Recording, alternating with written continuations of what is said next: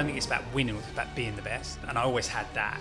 And then was supposed to finish at Airlie Beach, see my friends, and then I'd just bring the car back to Brisbane, get on an airplane and fly home. And this bulldozer blade just cut through the car, so it was close to my head. I looked down and there was actually an arm on my lap.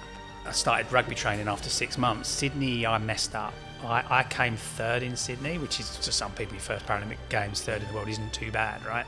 Only missed out on the gold by 0.22 of a second. That stripped me my funding, I lost my support network, I lost everything. You can hear them breathing on your neck, but you can't do anything about it. And then when you cross it, it's just that massive relief, because it took me 7 years to win that medal. I just sat with the performance director and just said, I'm going to retire.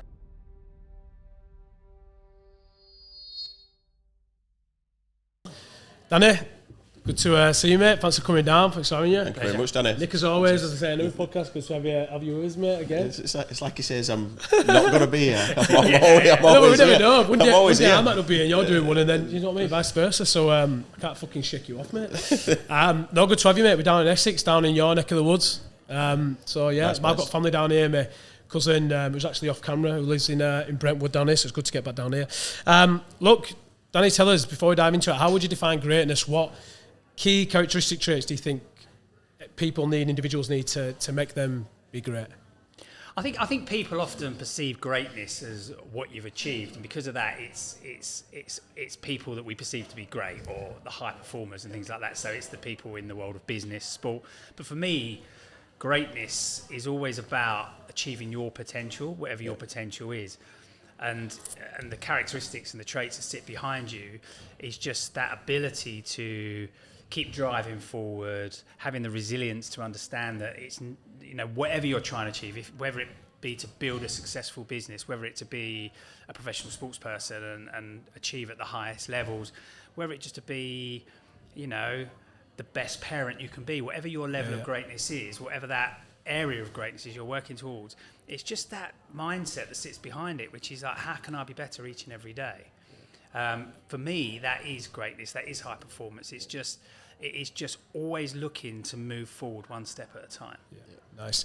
So take us back then. Let's go back to your upbringing, childhood. So you're Essex born and bred, right? Tell us about your early days, early childhood. What were your upbringing like? Any certain influences, any mentors around you at that time that probably, you know, crafted the character you are today? I mean, you always feel like you have to apologise for being from Essex, apart from if you're in Essex, right? So, but I'm an Essex boy, proud to be one. Normal, stereotypical upbringing, like working class family. Dad was a lorry driver. Always had sport in my life. I always say that there's, you know, I kind of found sport because if you looked at any of my school reports, it was always like if Danny could be out on the field doing his maths, his English, he might actually do better. And I think a lot of sports people, we're good at sport because we get kicked out of the classroom to go and burn off energy, right? So I can relate to that. And that was me. So it was just, I loved sport. Never really loved watching sport, still don't, to be honest. I watch big stuff, but it's all, for me, it's just about enjoying sport and being part of it. So it was always rugby and athletics in my early days. And then I played every other sport, but they're the ones I did. And like many people, I started at school. I started in primary school. I was in a primary school in the 80s. So I had, as was the case back then, you had Welsh PE teachers. I think they come with the school, right? Okay. So it was Mr. Richards and Mr. Davis, the two PE teachers I had. Yeah. They introduced me to rugby. They introduced me to cricket, athletic, every kind of sport. I played them all.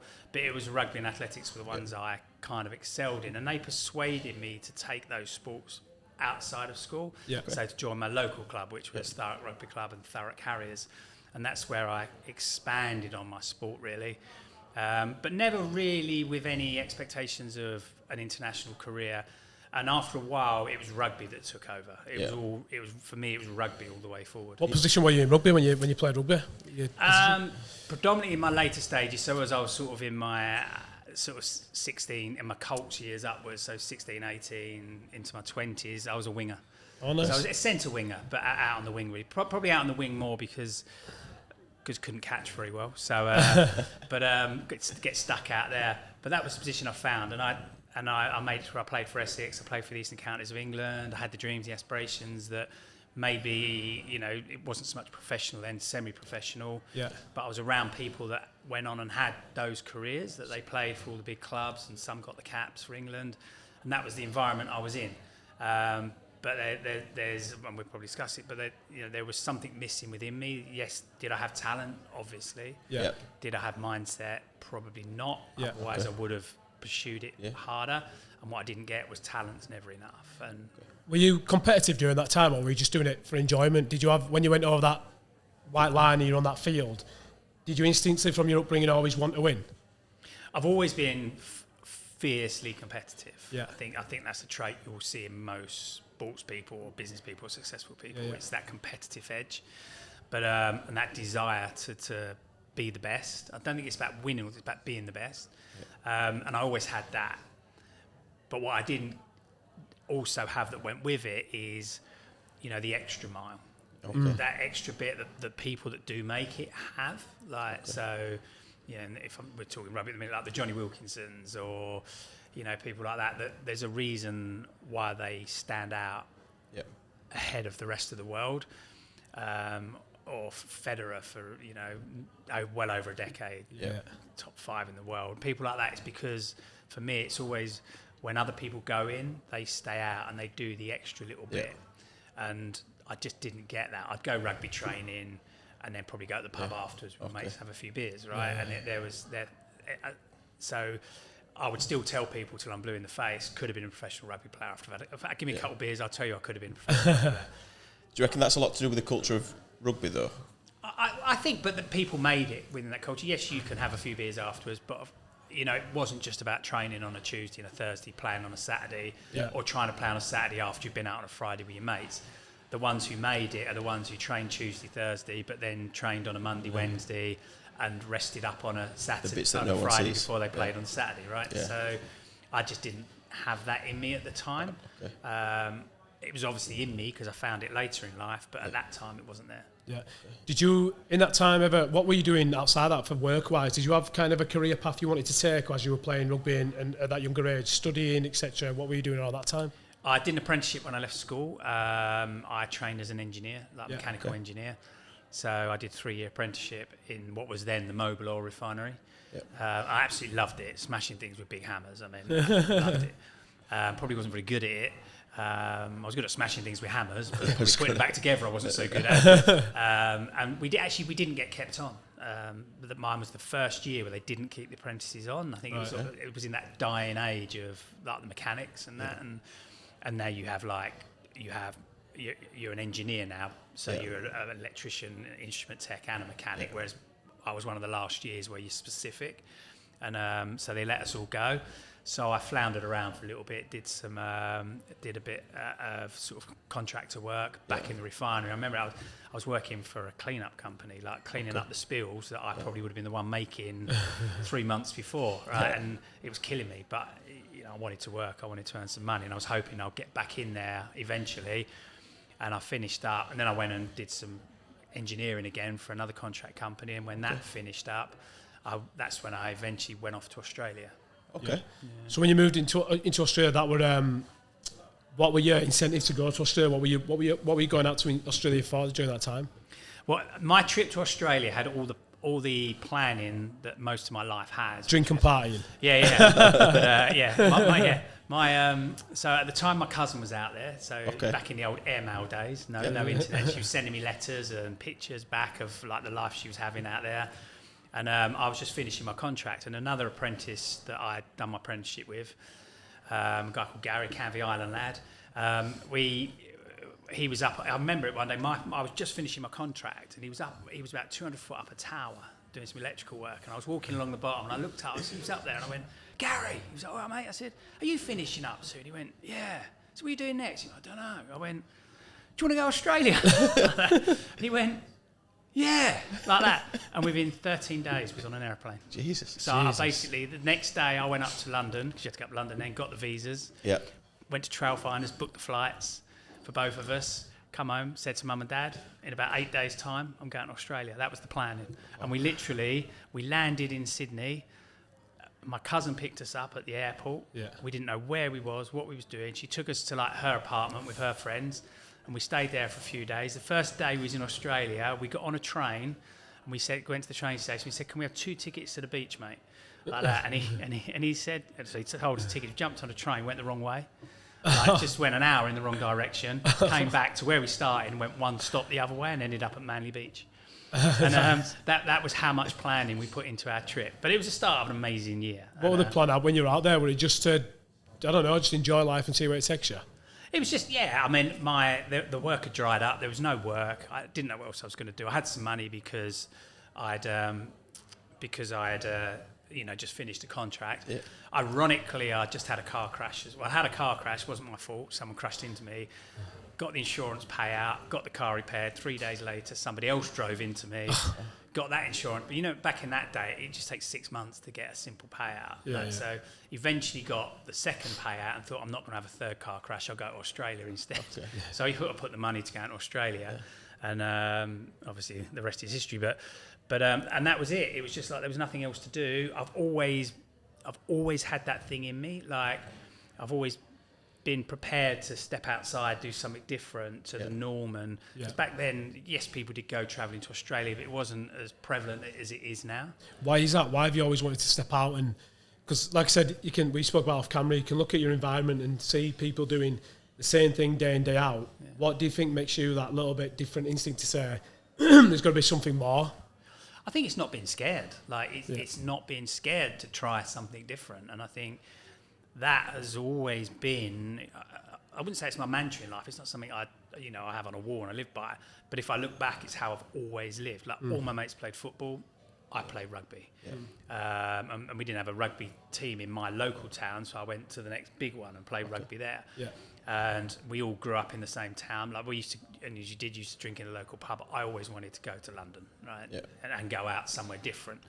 And everyone, wants to grow up and live in the town they were born in, where I came from. Not everyone, but a lot of people. And there's nothing wrong with that. And there's a lot to be said for, your environment and the people you grow up with.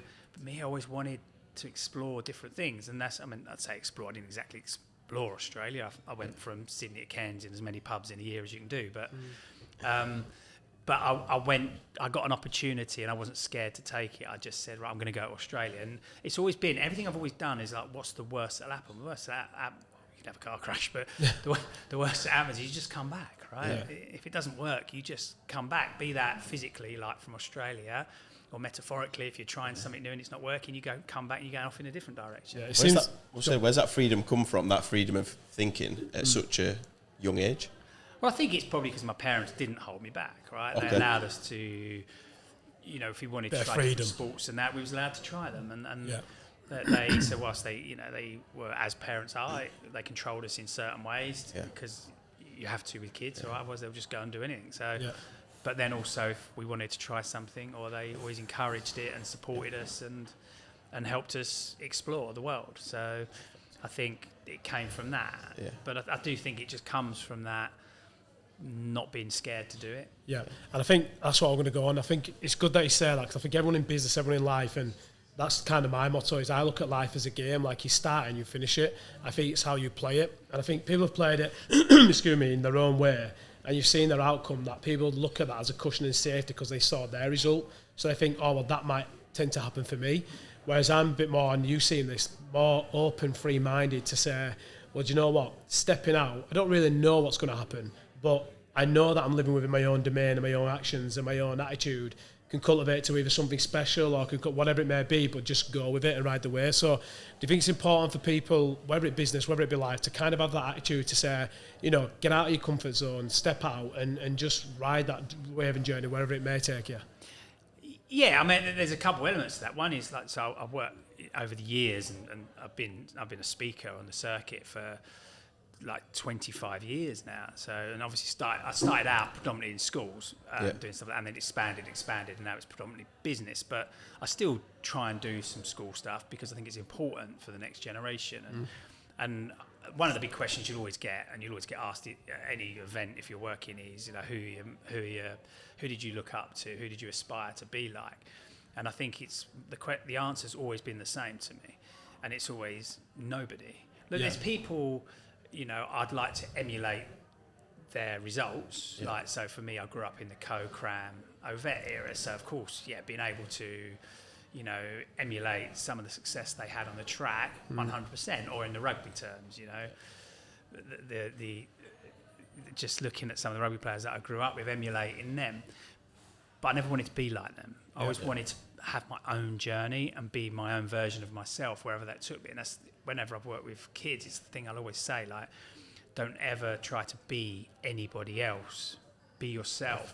Don't ever put that ceiling on yourself, Don't try and be like Messi in football. Try and be better, or have your own journey, your own career. Because if you try and live up to other people's, you're ultimately going to at some point be disappointed in one format or another. So just have your own. And I think that's something I've always had. Even everything I do in speaking, I don't try to be like any other speaker. I try, everything I do is unique to me. I don't copy any models and theories that are out there that anyone can use. They're all my own. So it's what I've learned from life, from sport, from business. I fucking love that, because we were literally had that conversation this morning. We literally did. We literally had that conversation this morning where we were sitting down for breakfast, and we're chatting with our media team, and we're going through individuals in business, in life, who have all these self-help books and podcasts who they listen to.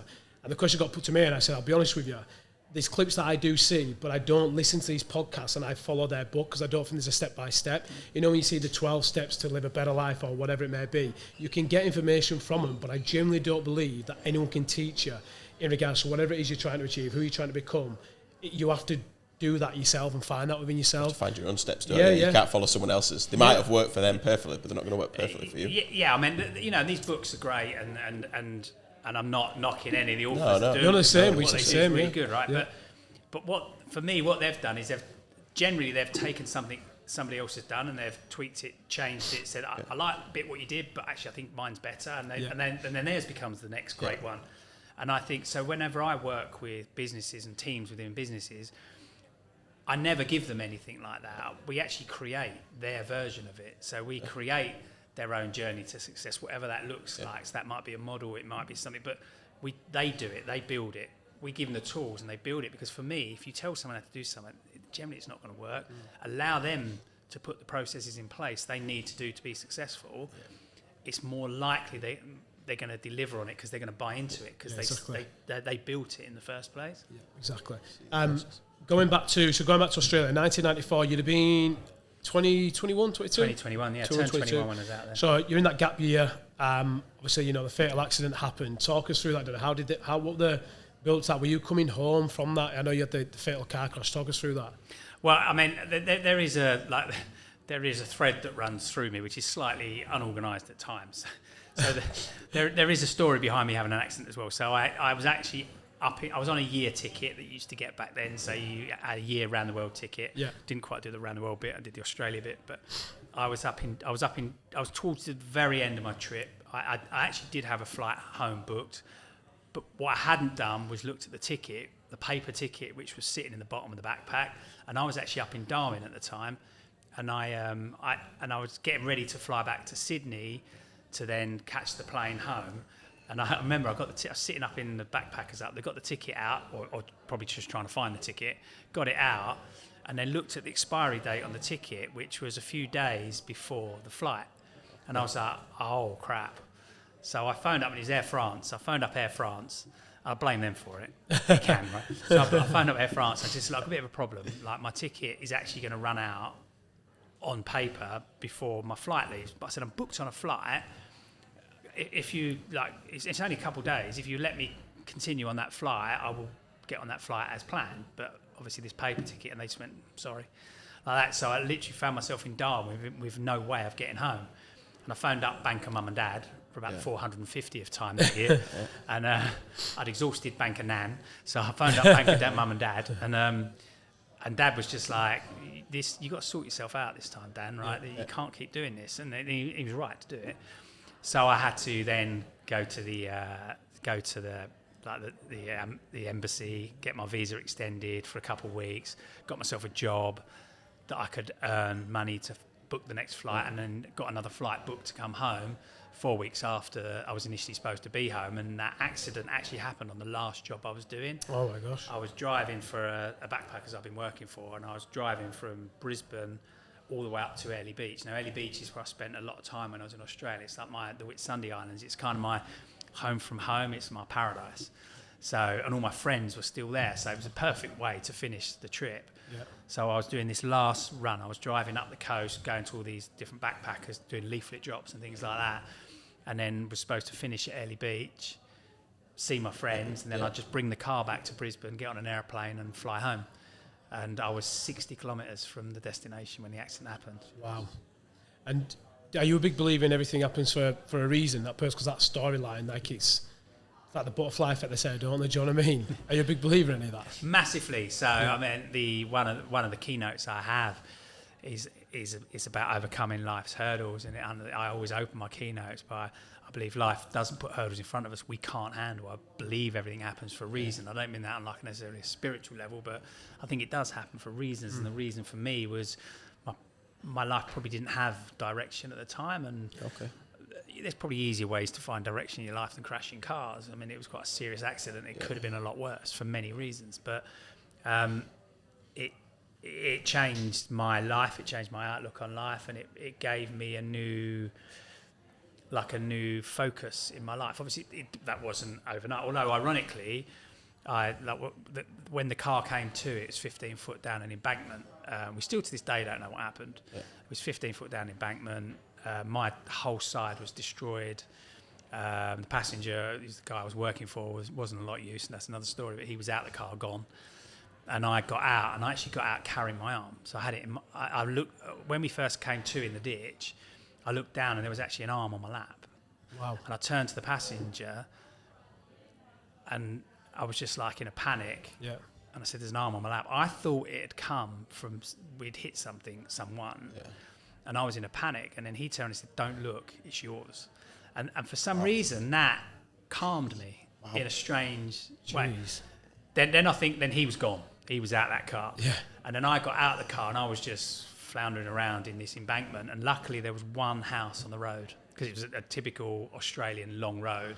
There was just one house. And the lady heard the crash and came running, and that was the only thing that saved my life, because the car we'd hit was a 70-year-old farmer. He had a big bulldozer blade on the back of his truck. Yeah. We didn't know that at the time, and that's what went through the car. So we clipped. I went round the back of his car in the accident, and this bulldozer blade just cut through the car. So it was close to my head, and but took the arm and half the car. So he was just gone. He wasn't interested. He was changing his tyre. So it was this lady that came, and she just tiny little, that's disrespectful, but she was a very small, petite young lady, and she just tackled me to the floor and just sat on top of me until the ambulance turned up. Her husband had called the ambulance, and that's pretty much what saved my life. Wow, jeez, it sounds strange. Obviously horrendous, but the guy that he was with buggered off. The guy that you clipped, it seems like everybody around, there was only one person that was actually too fussed. Everybody else was literally just cracking on with. What's going through your head then at that point? So when you're on your own now, and obviously that we can't even imagine that. I don't think anyone can even imagine that moment. Like, are you in delusion? Are you in like, is it? Do you know where I'm coming from? Like what? Well, you're in total shock, which is why you're able to run around in circles almost, right? Carrying an arm in your hand, and the lady, and so we went. Obviously, we'll talk about it maybe in a minute, like mum and dad getting out to Australia and things like that. And we eventually went back and saw the lady, like before I came home. So we went back to see her, and she was telling the story of, like, apparently she sort of pinned me down, sat on top of me, and one of the first things I said to her was, I think I fucked up my rugby career. Like that. Not that I actually had a rugby career at the time, but obviously I hadn't played rugby all year, but it was the first thing that comes to my head. And she was trying to convince me it'd be okay, knowing full well that there's no way they're stitching that arm back together. And that was one of the first things I said to her. Wow. So the ambulance came and blew you. So where were you at this time again? There'd been a helicopter, I would have thought. Well, they had one on standby. Apparently, I was gutted because I didn't get to ride in a helicopter.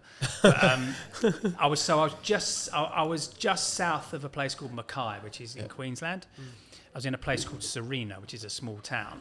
And so the first people out were the fire brigade, actually. And I was down in the ditch, laying on the floor at this stage, and they turned up, and then they smelt the petrol. So they then just grabbed the stretcher, came down, threw me on a stretcher, And then about the only thing I remember from that is they ran me up the embankment to get just in case. And they were running me up the embankment, but they took me up feet first, and I was sliding out the back of it. And I just remember all the hands on me trying to hold me on the stretcher. And then they put me in the ambulance, and all I wanted to do was go to sleep. And I was getting the ump because they wouldn't let me go to sleep. And they couldn't give me anything. They could only give me the gas and air because they needed to get me to the hospital to assess what they were going to do. So they took me to the local hospital, which was Serena, and then they stabilised me there, packed me all up, and then I don't remember anything else after that. Then I was sent off to the major injuries hospital, which was Mackay Base. But there was a bit of luck in there, well, possibly a bit of luck in there, because it's a big farming area. Yeah. So they're quite used to people chopping limbs off in farm machinery and stuff like that. So they're used to the old amputee coming in. So so it was, and then next thing I knew, I woke up in a ward in hospital minus an arm. And so did they obviously made the phone call to home then to fly them out to be able to your parents to see you? Yeah, I mean, you, once that again, conversation is difficult, obviously, Joe. Yeah, and it's and of course this is all pre-mobile phone, pre-internet. Yeah. So I think Mum and Dad got the call about 4 a.m. in the morning, and all they got told was that your son's been involved in a serious car accident, but they wouldn't tell them. Because at that stage I'm in theatre, so they can't tell them that he's going to be okay. They just say it's a serious accident. So that's at 4 a.m. So there's nothing Mum and Dad can do. Like they got to wait until the morning, and then Dad had to go straight to London because you had to go to London to get the emergency visas and book the flights. And while that was happening, like all neighbours and friends apparently were coming in and just packing bags, and people just giving Mum and Dad wads of cash, like so they had money because once again it's difficult, right? You need bank accounts, so they just giving them cash they can change up at the airport. And within 36 hours, they were at my bedside. Wow. How long did you spend in Australia then, out there during that time? After the accident? Yeah. So I was only in, once again, after all that, I went for all that, and I only had 10 stitches. And it was 10 stitches, 4 hours in surgery. So it wasn't really a lot to boast about on that side. But I was in hospital for about 6 days. I was in intensive care for a few days. And then eventually they moved me from intensive care down onto a ward. And at that point, they started taking all the equipment off, like all the monitoring stuff. So I wasn't so if ever I went for a shower or the bathroom or anything like that, I'd have to have 2 nurses escort me everywhere I went.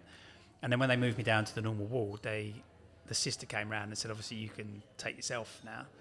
It took me a while to tell the other nurses that, but you know, 2 nurses take the shower, you're not going to complain, are you? But and then after 6 days, I persuaded my doctor to let me out for lunch. Okay. Right. And then after 8 days, I think I persuaded them to let me out overnight. We actually finished the journey when Mum and Dad went to Early Beach to see my friends. Yeah. Then I had to come back after 10 days to get discharged. Okay. Right. Mentally, what's going on in your head during that period of time? Because obviously you know it's life-changing. Yeah.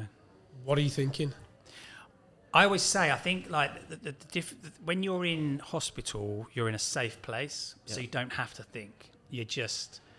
In the early days, you know, there's a lot of medication in you, so you're not really thinking anyway. You're just in and out of sleep, and then when you start sort of coming round a lot more, you're still not having to think because you're just in this safe environment. It's only when you come out of that's when it starts to dawn and you become difficult. And probably then I was still in Australia then, so we're still going through processes, just getting things in order so we can fly home and things like that.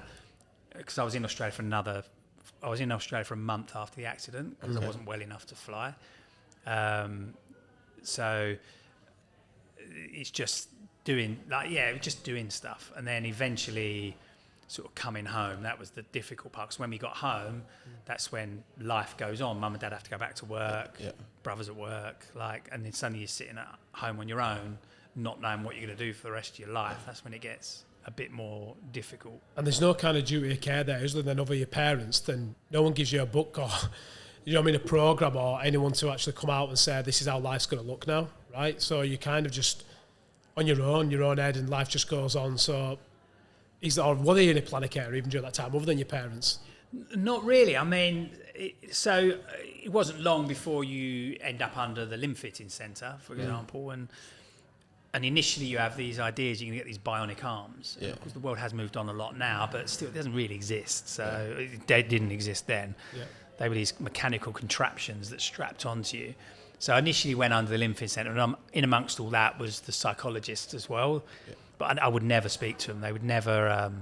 They was a bit of a joke. They'd like chase me around the centre trying to catch me. I had no interest in it.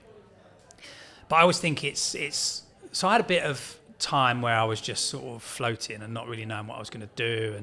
But what I did do was just try to do things as normal as I could. So it was about, and it was friends. It's friends that are the ones that and family, of course, but the friends carry you through. I've always said that it doesn't matter how dark it gets sometimes in your life, friends have that ability to always put a smile on your face, even if it's for a very, very brief period of time. You can see the clouds parting and you can laugh. You can forget the hurt you're in. You may go back there, but that little bit, that glimpse of daylight shows you that there is light. Because I still remember it in hospital.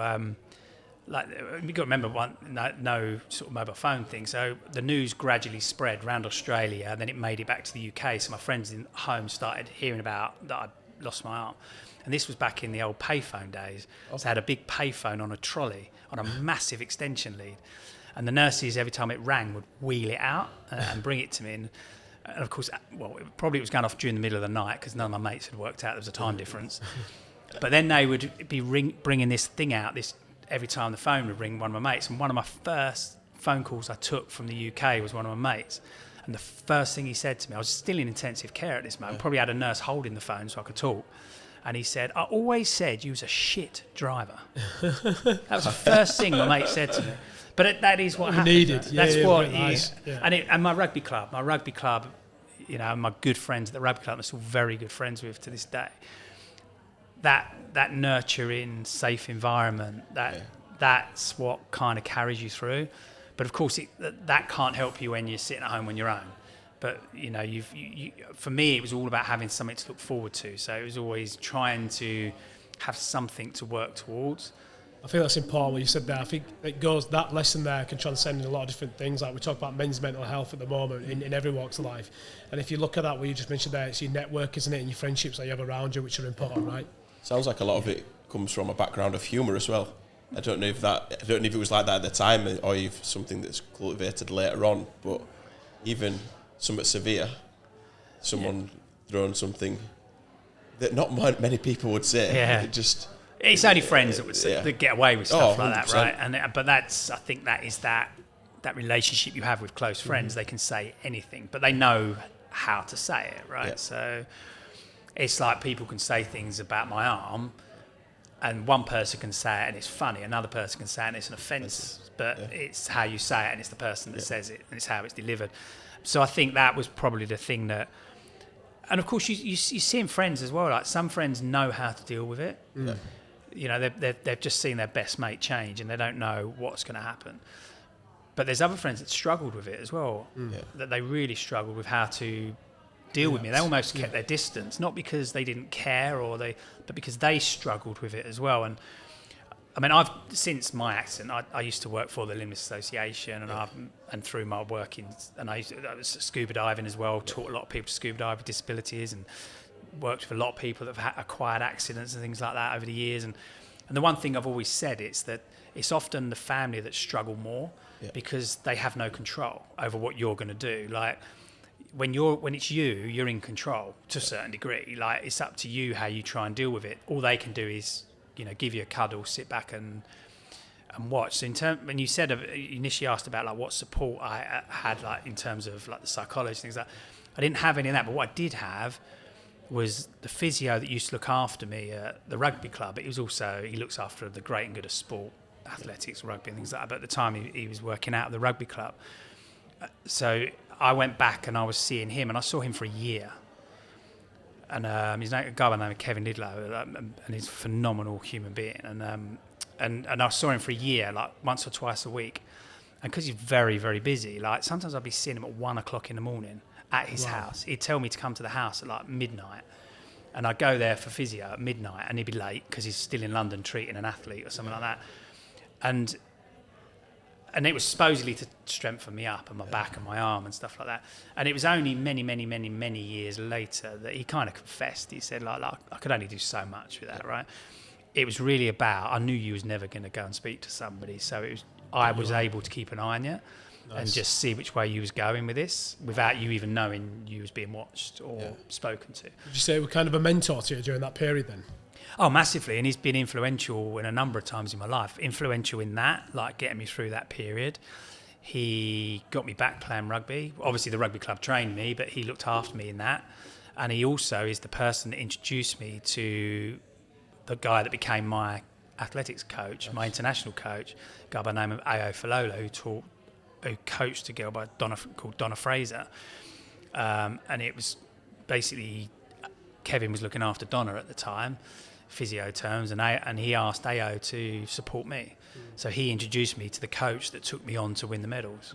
I think they're the best mentors, are they, in any walk of life, business life, and sport, where they're not looking to gain anything. They're more about giving, because they get more of a buzz and a feel. Like I said it yesterday, and in business, like when I work with business owners, as much as we deliver a service, it's more of us wanting to let them understand that they can overcome the problems that they might currently be facing, challenges, to actually go on and do something, to inspire. I think, you can have, there's probably more than that, but you can probably have two different kinds of mentors, can't you? You can have a business-minded, focused mentor, or one who is, akin to what you're trying to achieve, and is going to help you, drive you using their expertise and help drive you in that direction.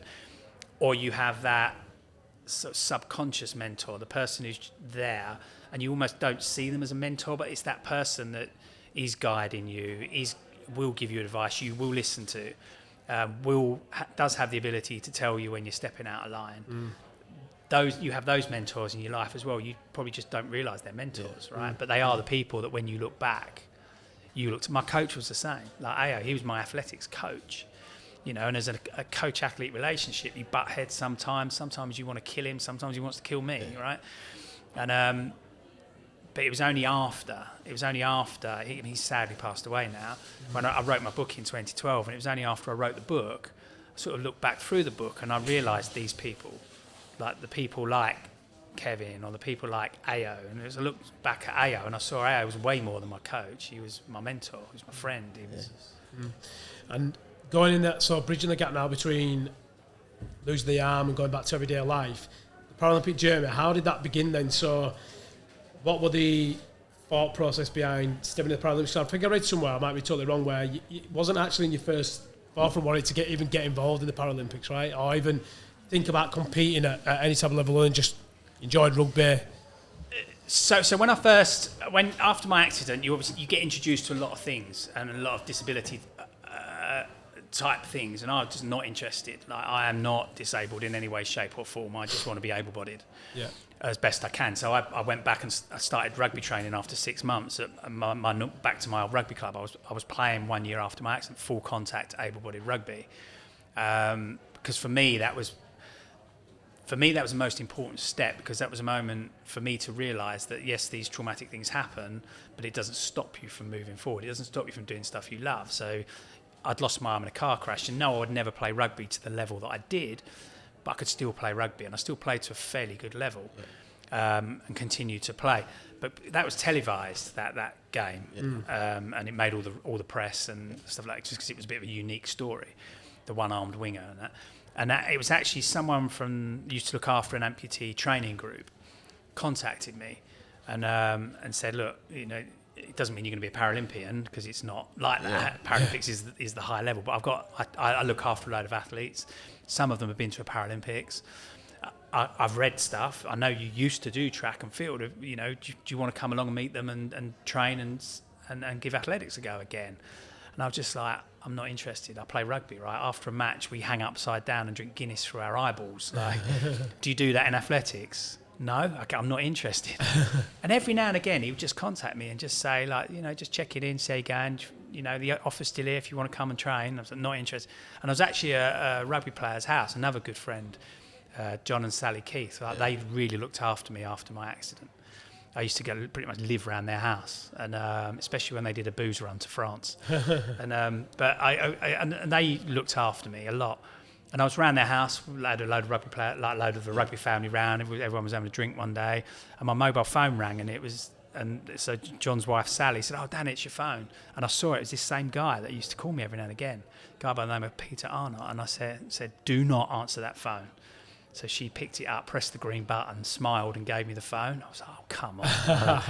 And because I'd had a few, I answered the phone, and he said to me, like, look, just checking in, da da da. And I said, "All right." I said, I'll come along. I'll do a training session, and then I can probably tell you to do one, and I'll go back to playing rugby, right?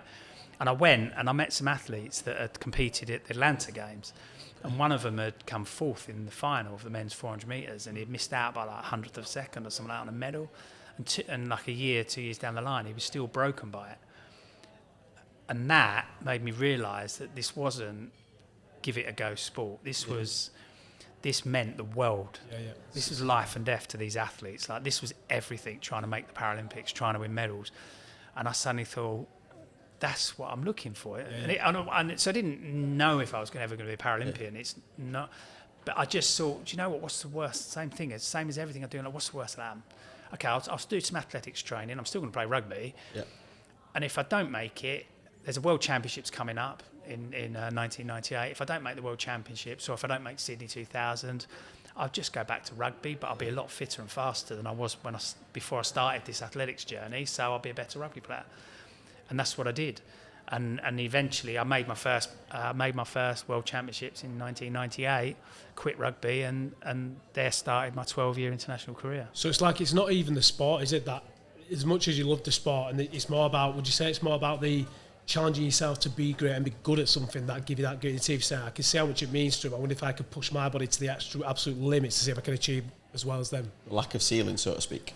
Yes, for me it's always about like being the best version of myself in whatever I'm doing. So in athletics, that inevitably became being the best in the world. But not everything I do is that. But everything I do is about being the best version of myself I can be. So being a parent is trying to be the best version of a parent I can be, and stuffing up royally, I was going to say every day, probably 20 times a day as a parent, right? Yeah. So, but it's about just trying to be the best. And that's, I think with the athletics, because it's pure, it's just you. Like, yes, there's support networks but it is just you. It's down to you. So you can't hide. And you can always see the next step. You're always working towards something. Yeah. So that's probably what I engaged with. And that was the moment I got. If you want to be successful, it isn't just about talent. Because I had a talent for running as well, right? So to a certain degree. It's actually going the extra mile. And it just clicked. I got it.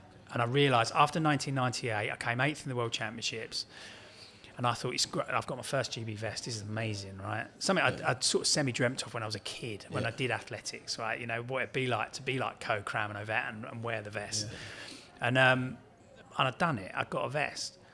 But then I thought, but the podium looks a lot more fun. Right? And I wonder if I can make a podium. Like, if I now dedicate and work a lot harder, what can I achieve? And that's when Kevin introduced me to AO. And even that wasn't smooth. Like, he introduced me to AO Falola and Donna was one of the top female 400 metre runners in the world. She came 4th in the Sydney Olympics in the 400 metres in the big Cathy Freeman race. But when Kevin introduced me to AO, and he said, like, can you help my friend Danny? He's trying to make his first Paralympics, and obviously I think you could help him. AO sat me down and he talked me through everything, and he just went, I don't think you're ready, like, because he's got an elite training group, right? So, or not elite, but a group of like professional athletes. And he said, you're not ready to join this group. Like, you know, I'm a Guinness drinking rugby player who's trying a bit of rugby, who's trying a bit of athletics. And so he said, but he set me he gave me some information, gave me some tools to use, and set me some tasks and some challenges and some targets. And he said, obviously, when you get this all in place, give me a shout and we'll have a conversation. And ahead of any time frame he'd set me, I did everything he asked, went back to him and said, hey, I've done this, I've done that, I've done this, I've done that. And he said, okay, now you got it, you're ready. Like, so he took me on. Did you continue to do those basics then? in those milestones and targets that you've just set, and no attention elsewhere. Just I know if I do this and do this and do this and do this repetitive, I'm only going to get myself into a habit of getting better at these things, which is then going to eventually get me the next milestone, etc., etc. Yeah, it was. I mean, I wasn't the finished article when I got to AO, but what AO saw was that I was prepared to do the work. Yeah. So he didn't get me ready to be a Paralympian. He got me ready in a mindset sense that I was going to work. I was going to do the extra mile. I was going to put the effort in. I was going to be prepared to make. In sport we often talk about sacrifices, or in business we talk about the sacrifices we make. I never call them sacrifices, I call them life choices, because I chose. And I often equate my success came when I stopped training like an athlete and I became an athlete. Because in a not negative way, it's a very positive thing, but it's all encompassing, right? You live your life as an athlete. It doesn't mean you can't do anything else. It doesn't mean you can't enjoy life. But your athletics has got to be foremost in your mind. And that's when AO didn't just teach me that. The athletes taught me that. The girls I trained with taught me that. I learnt from them. So I was now surrounded by, and no disrespect, because before AO I was training at my local athletics club, and I was surrounded by good athletes, but they were athletes who did that alongside college or business and work and stuff. Whereas now I was surrounded by full-time international athletes that had been to Olympic Games, so I was now surrounded by that talent that I needed.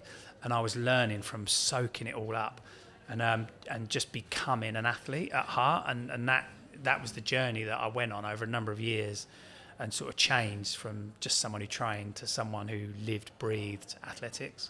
What were the measurements stick between that period then, when you're working with all those high-level performers, where it clicked to you thought, actually, I feel like I'm at a level now where I could actually compete, if not push a little bit more to, probably even beat these guys?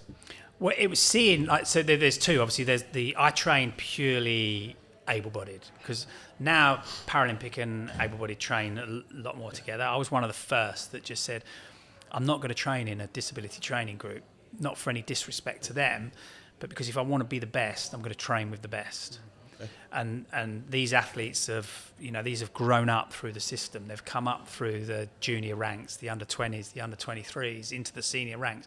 They've done the running apprenticeship. I got dropped in at the deep end, so I had to learn. So I'm going to learn from the best.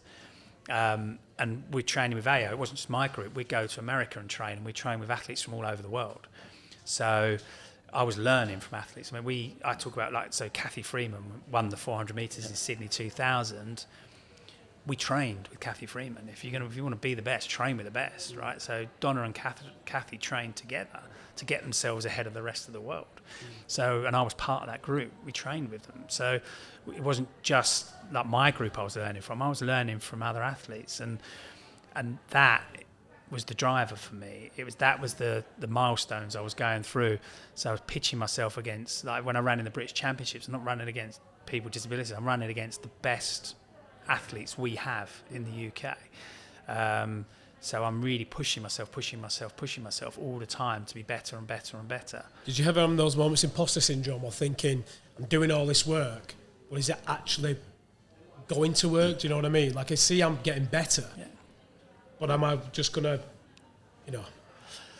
Not so much in the early days, because it was an ambition and a dream to go to the Paralympics. More so when you know there's a potential of a medal, because then the pressure comes. In the early days, it's just about the dream, and it's you driving yourself, and the British team and the British Paralympics are looking at you and going, okay, this guy's got potential, but we're not pinning a medal on him yet. So there's no pressure, right? It's down to you to prove to them that you're worthy.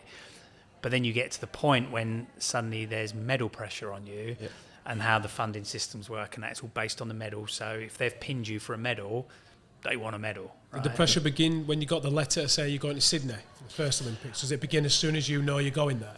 I sort of felt the pressure at Sydney a bit, and I knew I had the potential, but I didn't really know what the Paralympics was going to be. Like, if you know what I mean, I could never experience one. And it was probably only, I got through to the final, and it was only after the final. Had I run my best ever race in the final, I would have been happy, like, no matter where I came. But I didn't. Sydney, I messed up. I came third in Sydney, which is to some people, your first Paralympic Games, third in the world isn't too bad, right? Only missed out on the gold by 0.22 of a second. So it was a very close race. But as an athlete, when you know you've made a quarter of a second's worth of mistakes, the one night in Sydney, I actually lost the gold medal. And the guy that won it was an Australian called Heath Francis. And he was the best 400 metre runner in the world. But that year he wasn't firing. And so it was my chance. And he went on and on and on in the 400. I eventually switched event, but that was my year, and I got it wrong.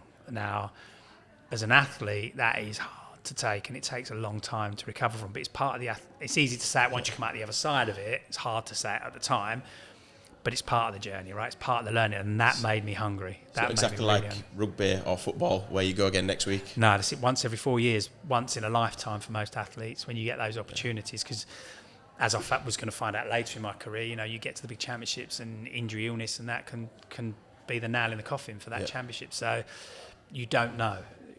You have to take the championships as possibly it might be your last chance, no matter what your age is, because you don't know what's going to happen in sport. So. It took me a long time, and obviously we came out the back of that. But AO was always like that. That's history. It's the past. We learn. We move on.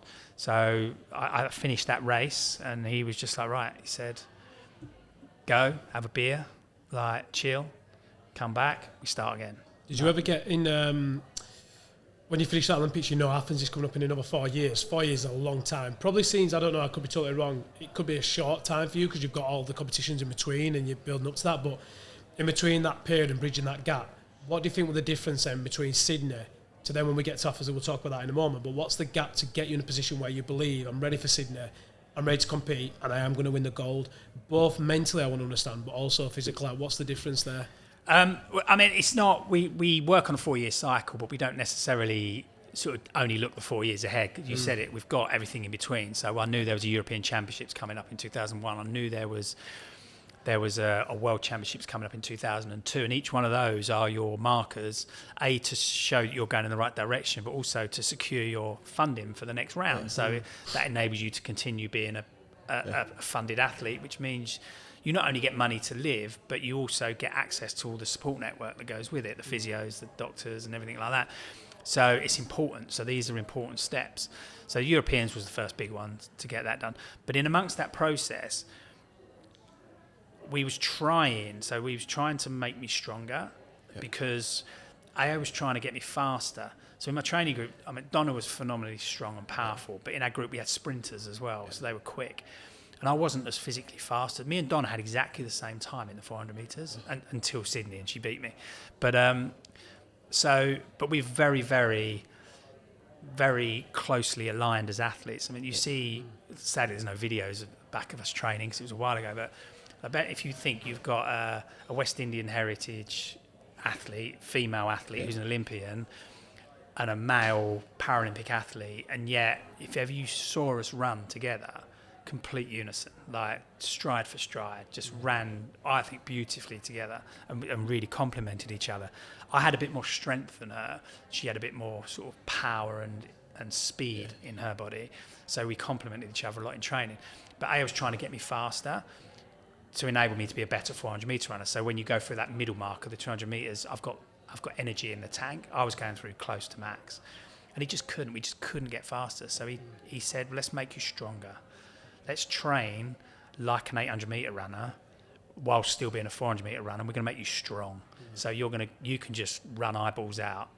And it was that process, doing that training, that then after a while of doing that, I was like, and I was enjoying it a bit, and he was going, I think we need to have a look at this 8, and let's just chuck you in the deep end, go and do an 800 metres, see what happens.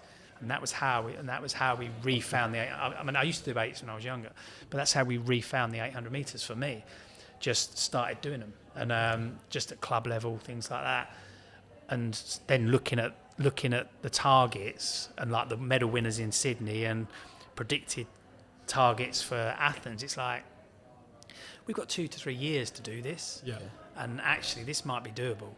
And then we switched, and then 2002 was the World Athletics Championships, and so I still went there as predominantly a 400 metre runner, but I was doing the 8s as well, and I came fourth in the 800 metres, which wasn't bad for my first international. And actually, the only reason I sort of didn't medal was because I challenged for the medals, and so really challenged for them. And in the 8, if you're novice and inexperienced, you get chewed up and spat out.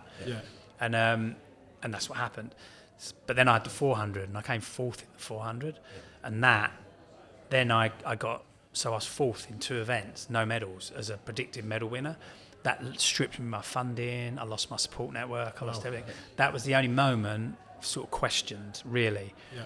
I never questioned my journey. Yeah, it was just, now can I do it? Can I keep going?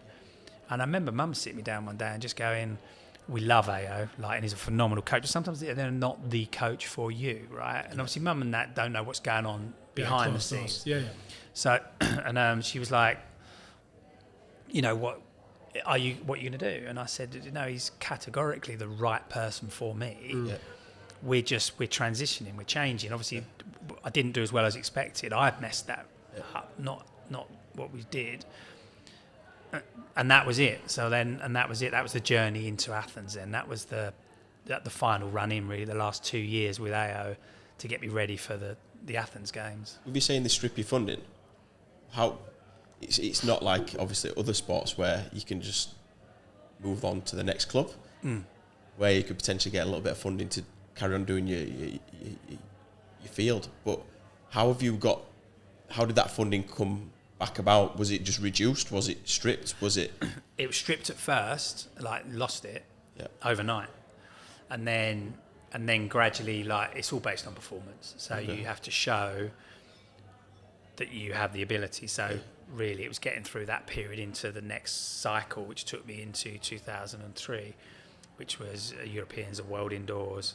And then by that stage, I was on track. Okay. Literally by then, all the targets were being met.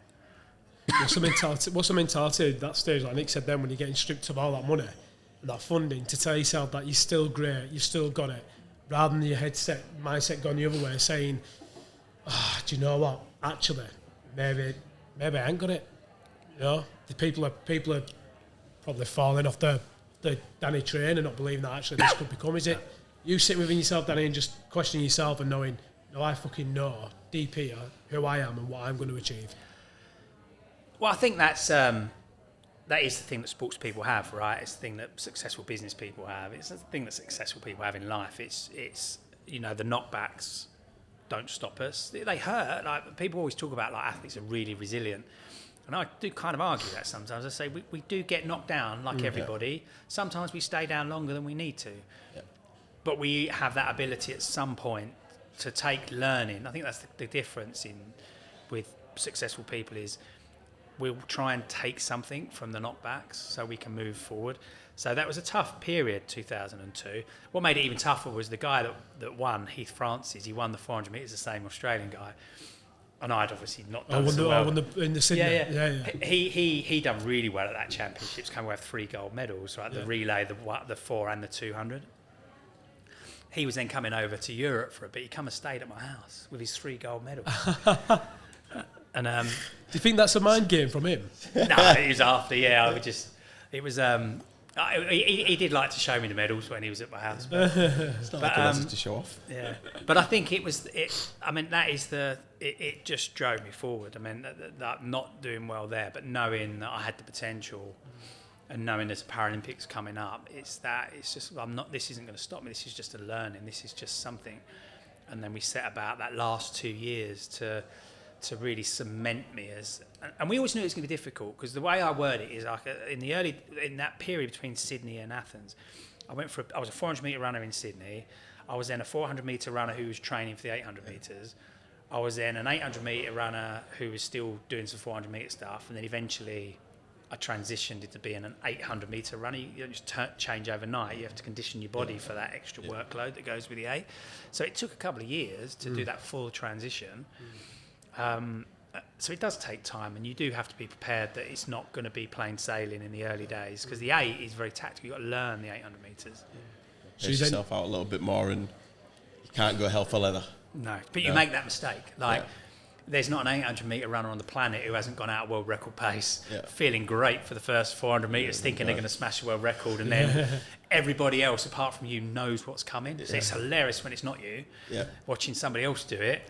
But and you do that. You make those mistakes in training all the time. Go too quick, blow up, and once again, it's very funny when it's a training partner. Not as funny when it's you. But you do it, and so I always say you have to learn. You sort of have to learn to lose before you can learn to win in athletics. So you make a lot of mistakes, you get it wrong, and in every one of those mistakes, you're learning every single time. And some of them are almost structured mistakes, like false mistakes. I was putting me into races, telling me to do things that was going to mean I had no chance of winning a race. But what it was doing was teaching me different ways to get out of trouble, different ways to plan the race, to pace the race. So, yeah, and it was all part of the plan. And then, so we talk about like going back to that losing funding and stuff like that. I remember sitting down in 2000, at the beginning of 2004, and we talk about that funding, or it's the plan for 2004. So you sit down with the powers that be in UK sport and British athletics, and I remember it still to this day. And they said, right then, what's Dan going to do this year? And I went, win a gold medal in Athens. And they went, no, we need you've got to give us a time. What time is Danny going to run this year? And I went, it don't matter. He said he's going to win a gold medal.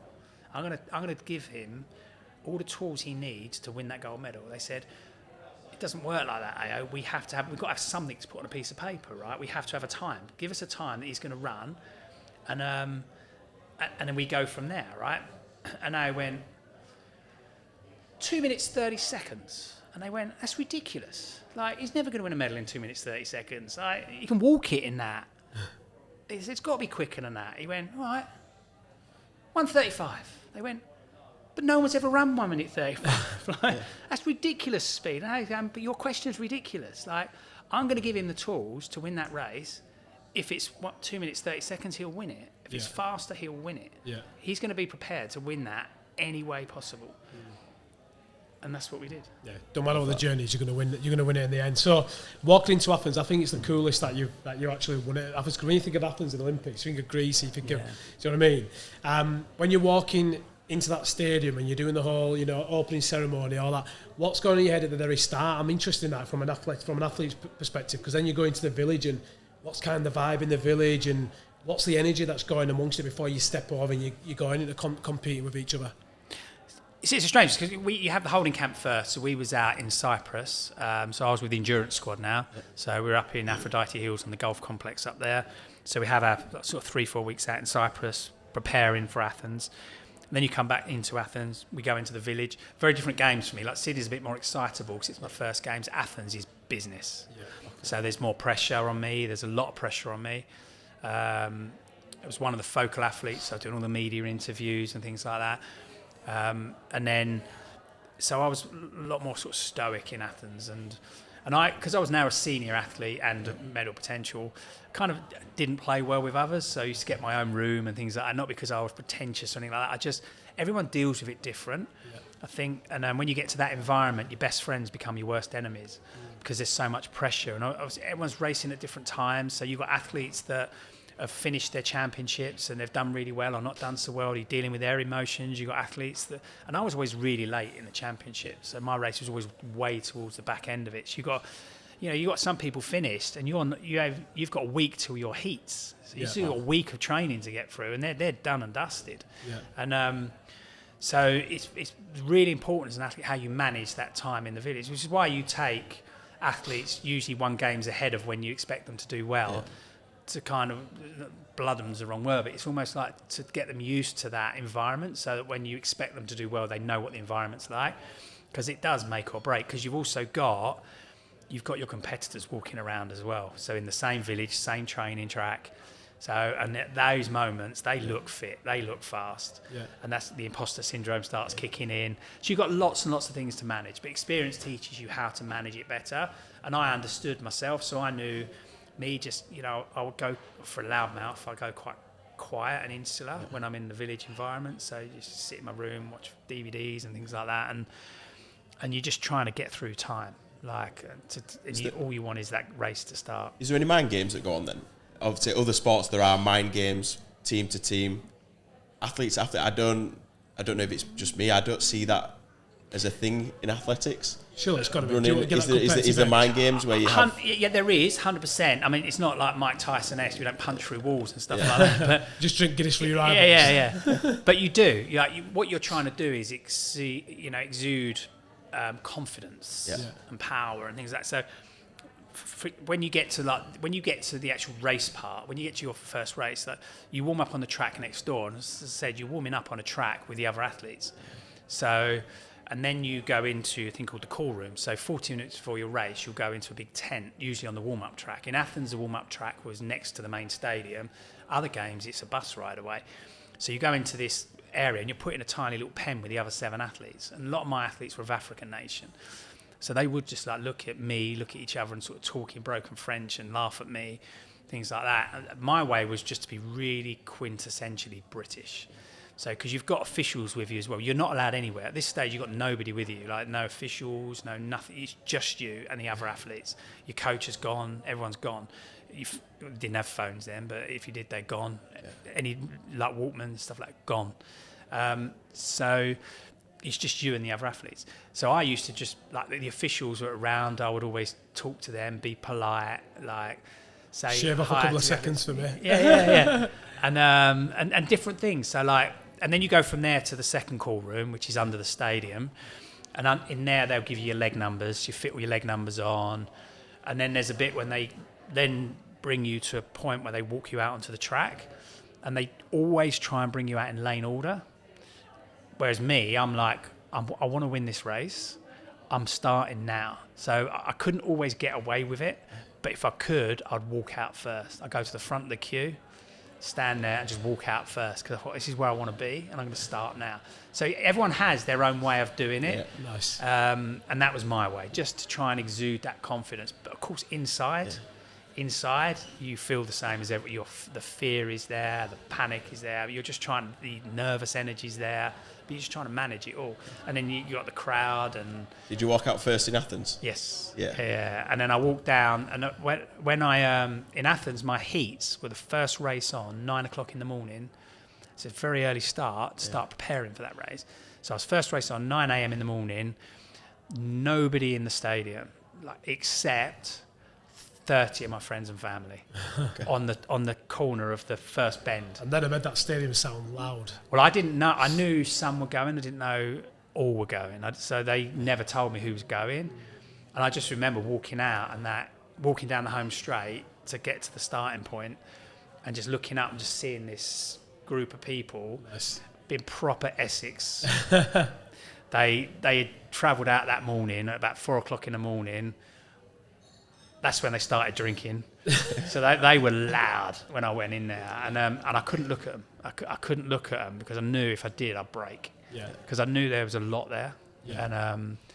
And then after I qualified for it, I went and sort of saw them all quickly and before I went back to the stadium. So I knew who was there. But that was almost a realisation as well, because I spoke about those life choices, stroke sacrifices. Yeah. And of course, I've missed a lot in all the boys' holidays, I've missed those.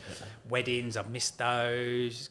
Get-togethers, missed those. So I was away training or had commitments, but never once did they question. Never once did they put pressure on me. So in the early days, it'd be like, "Oh, Dan, you're coming out. We're going," and it'd be like, "I can't. I've got training." And then rather than put pressure on me, they sort of flipped it, and it'd be like, every now and again, I'd have some free time and I'd have a blowout. So I'd be like, I'd call them then. I'd say, right, I'm off next week. Got a few days off, I want to go out.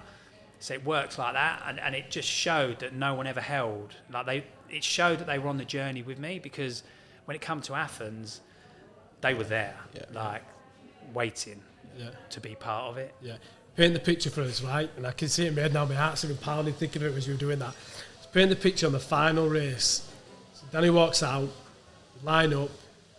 What's going on in your head at that moment? No, it's the last. This is it. Everything has culminated to this very moment here today. Talk us through the 100 to the 200 to the 300 to the 400. What's going on in your head in that very moment? As soon as that gun goes and bang, you're gone. See, it's really strange because the whole build-up to the gun is the hard part, really, the warm-up on the track. So even the warm-up on the track. So the night before, so I get through to the final, 9 o'clock in the morning, and then I've got the whole day to kill.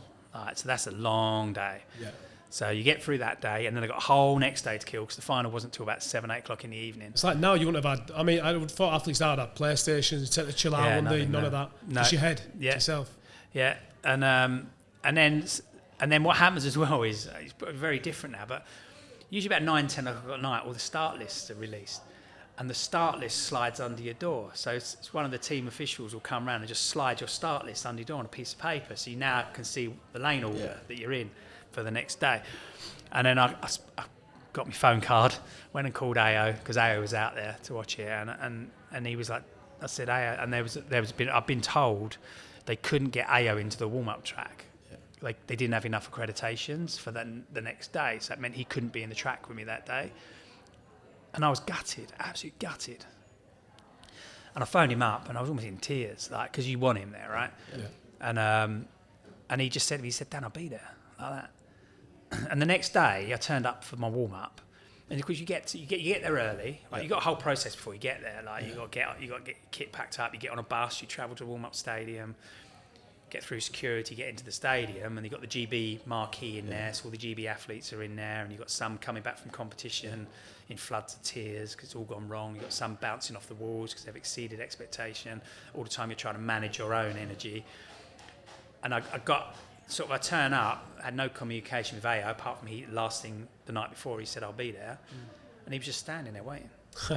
And to the day he died, I never said to him how he's a black guy from Nigeria, right? Originally, I didn't ask him how he got in. Didn't want to know. Right? But all I knew is he said he'd be there. And then you got the other athletes warming up, so you got all that going on, and he used to do this thing. He'd say let's go for a walk and a talk. Like before I started my warm up, because your warm up's a process, right? I know exactly how long my warm up takes, and it goes in an order, so you don't forget it. All athletes have that, right? It's just so how we stay a bit focused. And so I knew what time and it's all written down. We write it all down because when you get nervous, you make mistakes. So I know what time I'm starting my warm up. I know what time I'm going in the call room. So about 5-10 minutes before the warm up starts, A goes to me, let's walk and talk. So we did a lap of the track. Bear in mind, I'm watching the other athletes running around at this stage, all looking buff, and I was just waiting for this gladiatorial speech, and he was walking around. He looked at me. He went, "Dan, you know what to do." And I looked at him, and I was like, "Is that it? Is that your speech?" But I was like, "You're right. I know exactly what I need to do for this race." And he knew what to say. Like that's what's important. He knew what to say. And more importantly, he knew what not to say. Yeah. That's the bit, right? In those moments. And then I started my preparation.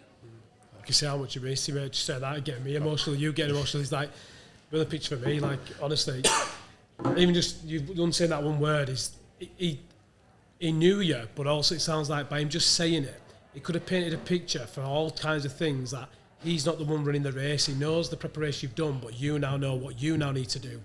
Even I'm getting bloody emotional thinking of the build-up in my head, of the build-up that he's done, from all the hard work, the fucking guts, determination, what people don't see that we spoke earlier, to that point to then say, you know exactly what you're doing right now. Yeah, but even the final training session you do before the race, right, that's important. You're not going to get any fitter, you're not going to get any faster, right? So he'd always choose something he knew you'd nail every time. Yeah. So I remember it now. He said, right, Dan, you're going to do 3 times 400 metres. This is about 3 days before the race, right? 4 days maybe. And you're going to do them at race pace, 800 metre race pace, not 400. So you're going to have a long gap between each one, so you're not going to expel any energy really. So really it's about pace judgment. So I warmed up, ready for that training session, did my first 400 metres on the dot. I think like 53 points something was my time to go through the bell, on the dot, go through the 400 metre mark, like ease down, 53 points something. A goes, you're done, you're ready. Because that's part of it as well, right? Because then you walk away from that, like, chest puffed out, like, you're like, yeah. Like, and so that's it, yeah. And then you eventually you come out and you go through all this process, the call rooms and the warm-up, and then eventually they call you out onto the edge of the track. So you walk out on the track, you walk down the home straight, you go into your lanes, you have a bit of time to do a few strides, and then they tell you to strip down, ready to race. What are you thinking during those strides at the time? It's a really strange thing because you're trying to run through the process of running, because the 800 metre, like running is simple. It's one foot in front of the other. Yep. Do it faster than 7 other people, you win a race, right? But it's quite complex because the 800 metres is broken down into stages. So you've got to get a good start. You've got to get up to speed. At the break, at the 100 metres, you've got to get into the right position as you all come into the inside lane. So you're thinking about those, not the whole race, but you're thinking about the first stage, get into that break. But you're tired, you're nervous, you just want that gun to go. Because you can be out there. Sometimes, once they've told you to strip down and race, and I never knew at the time why sometimes you're standing there for 10 minutes. I now know, because I work in television, it's television normally. Right? Yeah. They're dictating when that race goes. Yeah.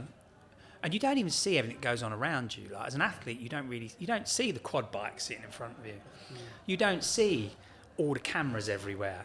You don't see the sound technician with the microphone holding it just above your head, like when they announce you or something like that. You don't see all the track officials, there's probably 20, 30 people around you on the track, not including the other athletes. You don't see any of it if you're in the zone. Yeah. And I was in Athens, so I didn't even look at my friends, just waiting for that gun to go. And then once the gun goes, it's just running, right? Of course, there's a lot of pressure on it, but you're just running. Like, if you're thinking about anything else, then you're not winning.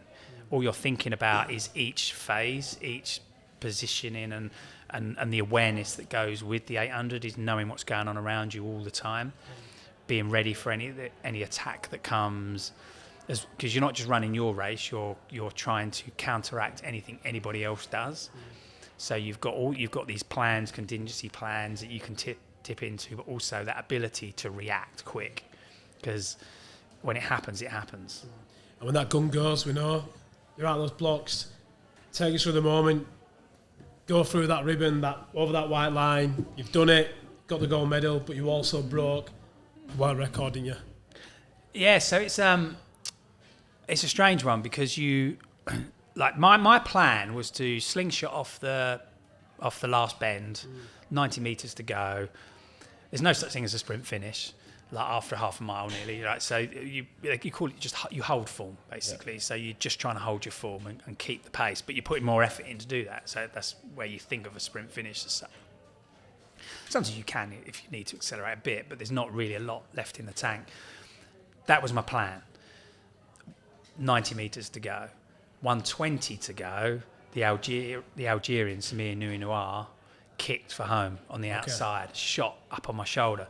But I was so tactically aware that I instantly counteracted it quick. So before he even got a chance to get past me, I pulled a metre in front of him then and held it.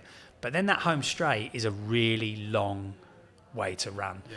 And you can hear them. They're on your tail. You can hear them breathing on your neck, but you can't do anything about it. Yeah. All you can do is try and hold your own form. And you're just praying and willing that line to get there quicker. And then when you cross it, it's just that massive relief. It's the relief that hit me first, that I'd done it, because it took me 7 years to win that medal, in theory. Yeah. And then I couldn't get to my family because there was like a big sort of moat type thing around the track where all the cabling goes. So I couldn't get over that to the barriers. So like friends threw down the flags and that. And it's brilliant when you're with them. But then you go on the lap of honour, and then suddenly a whole stadium of people you don't really know, apart from the odd British fan. Yeah. And that was quite lonely. Like, you're going around there waving at people, and you think, I want to get back with my friends. Yeah. And I didn't get anywhere near my friends for a couple of hours, because by the time you get around the other side, you're whisked off to the medal ceremonies and the processes and the interviews and things like that. So it's only really once you get back, and it's quite funny, because you get your medal, and then they sort of just release you into the crowd. So you've got a massive bouquet of flowers, a laurel wreath on your head, and a medal around your neck that just says, come and have a photo. When all you really want to do is get back to your friends and family who are all over the other side of the track. So I had to make my way all around the outside of the track through to tens of thousands of people. When did you know you broke the record? So obviously you stepped over the line, you did, but that wouldn't have been your first sport, would it? Or did you know kind of before you got to actually, I didn't break it in that race. I broke it before that race. Oh, okay. Yeah, I broke it at the British Olympic trials. Right. That's where I broke it. So did that give the confidence then to go into this one knowing that? Gives you confidence because you know you're in the best shape of your life. Yeah. But with that comes pressure. Because then as soon as you're at that level, you're number one in the world, the pressure's on your shoulders because you've got media interested in you, team are pinning a medal on you, but then your opposition are looking to you. Like now, I was in the build up to it as well, but now 100%, you are the one they are marking, and you're the one they know. If they want to win, they've got to beat you, right? So their race tactic should be about taking you out of the race, especially my style of racing. I don't think I was necessarily always the best racer. I think I was the best tactician. I was really good at controlling a race and making it unfold how I want it to unfold. So, because I came from the 400 metre background, I knew I had a sprint finish to a certain degree. So if I could slow a race down, I was quicker than everybody else. But if it was an eyeballs out race from the gun, they were all 1,500 metre 5K runners. They were stronger than I was. So their tactics should have been eyeballs out, let's run the legs out of Danny. And they didn't manage it. So I managed to slow the race down a little bit. So you often see in an international middle distance race, it's never as fast as we run in Grand Prix and that, because it becomes tactical. And there's more about how you're going to run it as opposed to running fast. So I've had races that were really slow, but the last 200 metres are lightning fast. And although on paper it's a slow race, it's a very hard race to run. Yeah. What's it like on the podium then when you get this over your neck and you've got the flowers and everything? What's going through your head? Do you ever have flashbacks of the build up to that moment and like how everything in life has just fallen into place to get you to that point? Because it's just such a crazy story from this, like, because you came into it so late. It's such a, do you know what I mean? And it's like, now you've done it, but like when you say you've done it, like no one's done this. The podium's strange, I think, and it's when you watch athletes on a podium, some athletes like, I don't care. Some are crying, some are singing their hearts out. But I think we prepare for every aspect of the race, but you can't prepare for that. You can't prepare for that feeling. So mine was just total relief. But also looking up, because that's in the sort of the centre of the track, in the midway point down the home straight. Looking up, and none of my friends and family had gone up that end. They were all down in the corner still, so I was looking for them. And they weren't there, and they were over there. I was hoping to see them. And so there's just the strangest emotions go round in your head.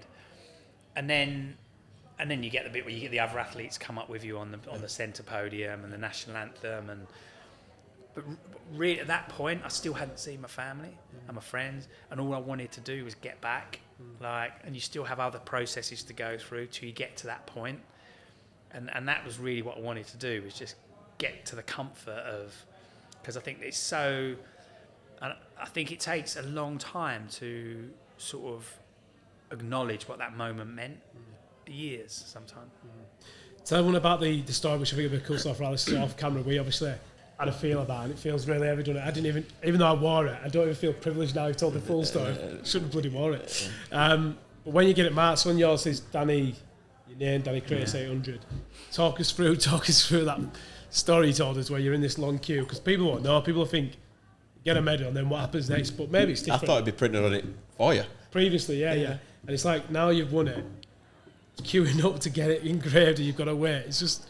Yeah, I mean, things may have changed now. Like, things are always changing. And but at the time, so when I won the one in Sydney, it wasn't engraved. You took it somewhere to get it engraved, but I didn't get mine done. And then Athens comes along, and so what happened with that one is you get the medal around your neck, and then the next day or a couple of days later, the boxes get delivered. So Team Paralympics GB will, we might have had like 5 medals that day. They'll get 5 medal boxes with your name on to give to you. So you don't get a box, you just got a medal around your neck. And then there's a place in the village you could take the medal to have it professionally engraved with your name and your event. And I've been a bit more intent on celebrating with my friends after winning the medal than getting my medal engraved. And it was the day we were due to fly home, and the buses were getting ready to go, and I was like, medal.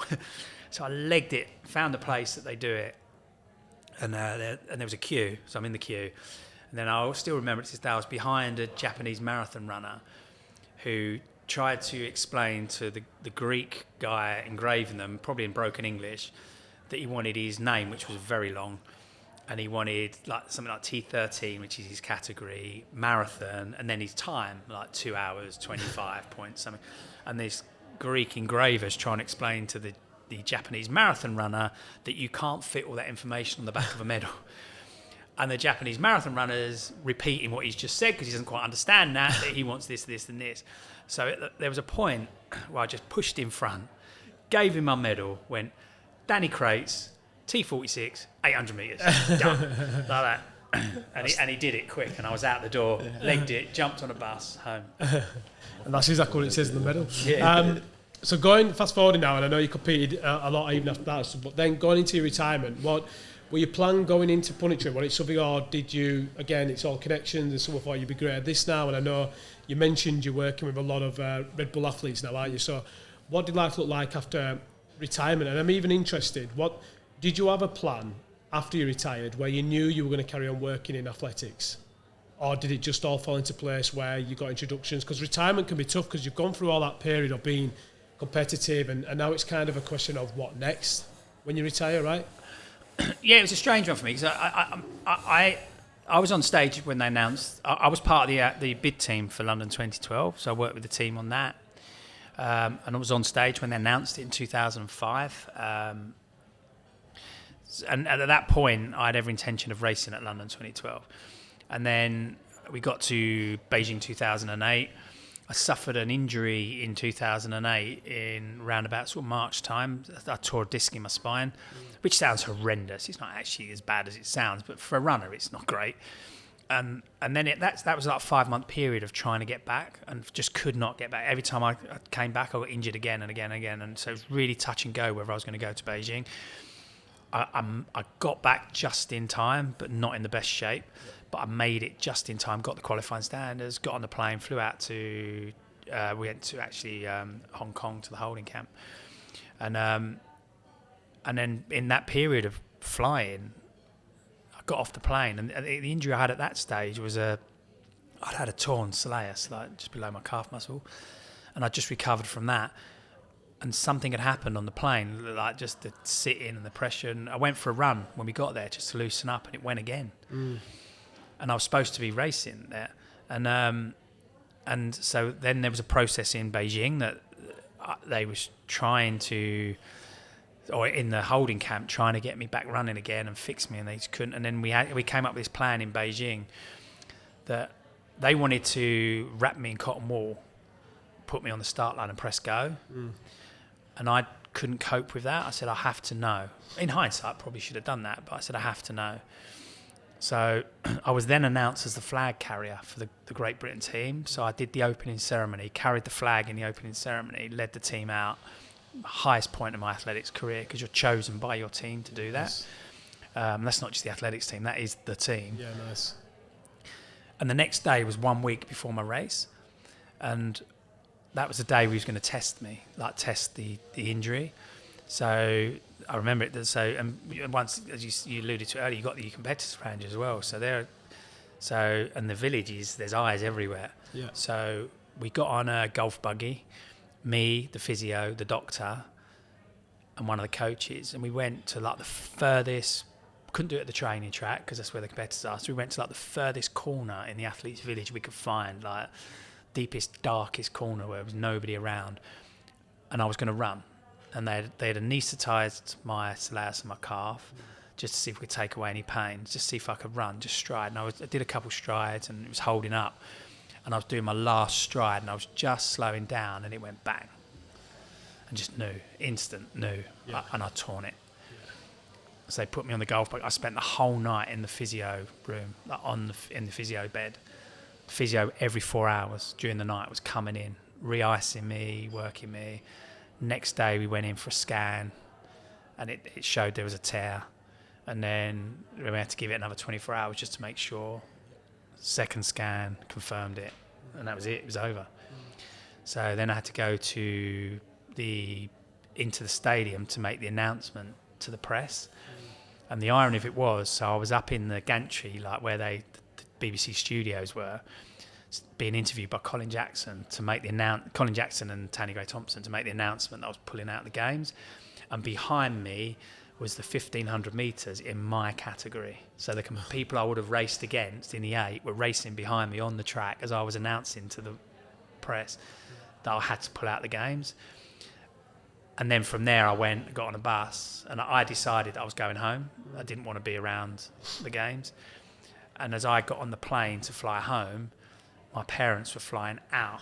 So we crossed in midair somewhere. So they knew, and I said to them, you should still go, like, because they wanted to go to the games and see it. So you still go. Don't worry about me. There's nothing I can do. I'm going home. So and then once again, then you lose funding, lose your support. Partly then because they're saying you're not going to make another 4-year cycle, Dan. Right? You look at your age. So we argued, and then I went into 2009. Preparing for 2009 to show that I was back, and then a freak injury come out of nowhere in a training session, tore my hamstring. So then did you accept that your body was telling you something? At the time I did, and so I made a decision, and the decision was that I was going to retire. Was that probably the toughest decision you made in your athletic career? Yeah, I mean at the time though it was easy because I'd had enough. I'd gone through all that the year before. I tore my hamstring. In fact, what happened actually, I tore it once in training, and the race where I was supposed to show was the World Cup. That was my deadline. That was the target for me to show that I was back to a certain. They didn't expect me to go and break a world record, but I had to show that I was back to a certain level. It was the World Cup. 4 weeks before the World Cup, I tore my hamstring, so I was in rehab for that. Went to the World Cup, probably a week too early to run, but didn't really feel I had a choice. I raced in the World Cup, tore my hamstring in the race with about 150 metres to go, so hobbled home. That was the first time I've ever not finished a race. That was when I just sat with the performance director actually at that event and just said, I'm going to retire. Are you in a really low moment during that period as well to think, now, what now? Yeah, I mean, at the moment, what we decided was, I had the opportunity to race at the British Grand Prix for my retirement race, and they were going to bring some of the athletes over from around the world that I'd raced against. Oh, nice. So I actually was going out on my terms, which is it's a great opportunity to be in as an athlete, but it's one of the tougher points in sport as well. You choosing when you go, because you don't want to stay too long. You don't want to and if you stay too long, sometimes you just fizzle out. If you want to go at a certain point, you kind of make the choice, and I made the choice. And so they announced that it would be my retirement race. They were going to make something of it. The athletes were coming over to race me. The race, so I pretty much didn't train. AO just protected me, got me fit in other ways so that I could race the race. Didn't really know what was going to happen in it. I actually raced okay. I was in sort of second place and started a challenge. It was coming into the home straight in front of the home crowd, right? The crowd's going mad. It's my retirement race. And then the wheels started to come off because I just didn't have the prep in me. And I still remember it. And the Polish athlete, a guy by the name of Marcin Alwizen, and he took the world record off me. He broke it in Beijing in the final. He came up alongside me because they knew it was my fight. They knew it was all about the retirement race as well. And he came up alongside me on the home straight. And by this stage, the wheels had gone. I was struggling. And he called me home. It's the most amazing thing I've ever felt in my life. So an athlete, your instinct as an athlete is see a weakness in someone and go for it. Yeah. And that should have been the weakness. As soon as he saw me struggling, he would have gone on my shoulder, gone past me, and then I would have gone out that back door so fast. And he sat alongside me and he called me home. He was going, finish, Dan, finish. I still can't believe he did it. Yeah. And then he took me all the way to the finish line and then dipped me on the line. But you know what? All credit to him for that. All athletes show the competitive nature that everyone wants to win. But I actually thought I was going to go straight into a job in the media because I had such a good relationship with the media, and I naively thought that was my road. Yeah. And I found out it was a lot harder than that. It was a lot harder, and I didn't really. I'd always had my speaking. Speaking had always been a thing I'd done. I'd done it throughout my athletics career. I always thought it was important to have something extra to fall back on if the athletics didn't work out. It also is a distraction sometimes for the pressures of athletics. So I built up a career as a speaker, and So I knew I had that. But then you didn't really get that transition support that we don't, it's still not really there now, but we understand it now. We understand how difficult it is to transition away from sport. It's not about money. It's not about, what you're going to do next so much. It's about loss of identity. It's about loss of structure. It's, when you've done something for 12 years and you have such a structure in your life It's all taken away. Overnight, it's gone. So I didn't understand any of that. So it wasn't the worst, but I did find it quite difficult. And I think even now you find it difficult at times. Did any plan of care for you during that time when it was taken away from you? You hear footballers, don't you, stories like when they retire and hit the bottle and they find it really tough. Were there any plan of care for you when you retired as well? No, there was nothing. And that's the thing. I think, and people are very, very sort of, they have a lot, get very frustrated with the sport that nurtured them. Yeah. When they leave, and there is an element of sport, has a duty of care, I think, to support you when you come out. But I'm also a realist as well, right? The sport is very transient. As you move out, someone else comes in, right? Yeah.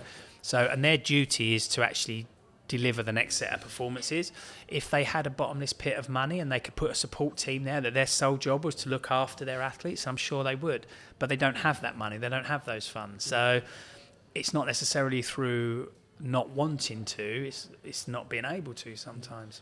Where did the desire come from then to now, when you retire, to put yourself on stage and motivate others in every walk of life? Where does that motivation come from? Well, I'd always been a speaker, so throughout my career as an athlete, well, not always, but you start getting asked to go and do things, right? You get asked to rock up and then I just realised one day, because I was okay at it, I was getting asked to do more and more and more, and I was starting to think, like, hang on a minute, I'm like driving to Manchester here to go and do a keynote. I'm not getting paid. I'm not even getting my petrol paid. Like, the person sweeping up at the end of the event is getting paid. The person who's booked me and told me there's no budget is getting paid. So then I started working with agents and then eventually turned it into something I could earn money from, and it grew and grew and grew. And it became a passion. I'm very, very passionate about speaking, and now a number of years, I've been doing it 25 years, it's not about storytelling. Yes, there's the story element to it, the journey, but for me it's about the transferable skills from, what we learn from professional sport, the good and the bad, and what we can take into business and personal lives to enable us to be successful. And that's what I do. I do those transferable skills now through a various array of keynotes that I have. And then I now work with teams and help them understand what high performance looks like. And then more recently, over the last 2 years, I've started working with a career transition business as a consultant. Nice. And we support athletes through their career transition. Brilliant. But it's more about career development, really. It's about working with athletes before they get to that point. Yeah. So they start understanding that there is a world outside their sport. So sometimes it's about having a dual career. So they can be professional sports people and have it can be a side hustle. It can be education, looking at, preparing themselves for a world after sport. And then when you get to that phase, it's about, helping them transition from sport into their future career. And also working with businesses, because we know that athletes make great team members, for various reasons. But businesses have to understand what it's like to have an athlete in your team as well, and how to utilise that athlete's skills, because they don't always have the piece of paper that says I've got these qualifications, but their life skills are worth so much more, and they learn so much more through being an athlete. They have most athletes are business people, right? We run businesses. We are a business. So they don't think they're a business, but they are a business. You think of a tennis player, like a professional tennis player, they run a multi-million-pound business. They have an entire team that they employ. Yeah. So they don't. If you said to me, "You're a business," but they go, "No, I'm not. I'm a tennis player." You go, well, "Actually, you're not, because you run a business." Yeah, right? It's a brand and stuff. Yes. I think. Would you say, as a character trait, I think what's important. I'm open and honest when I say this.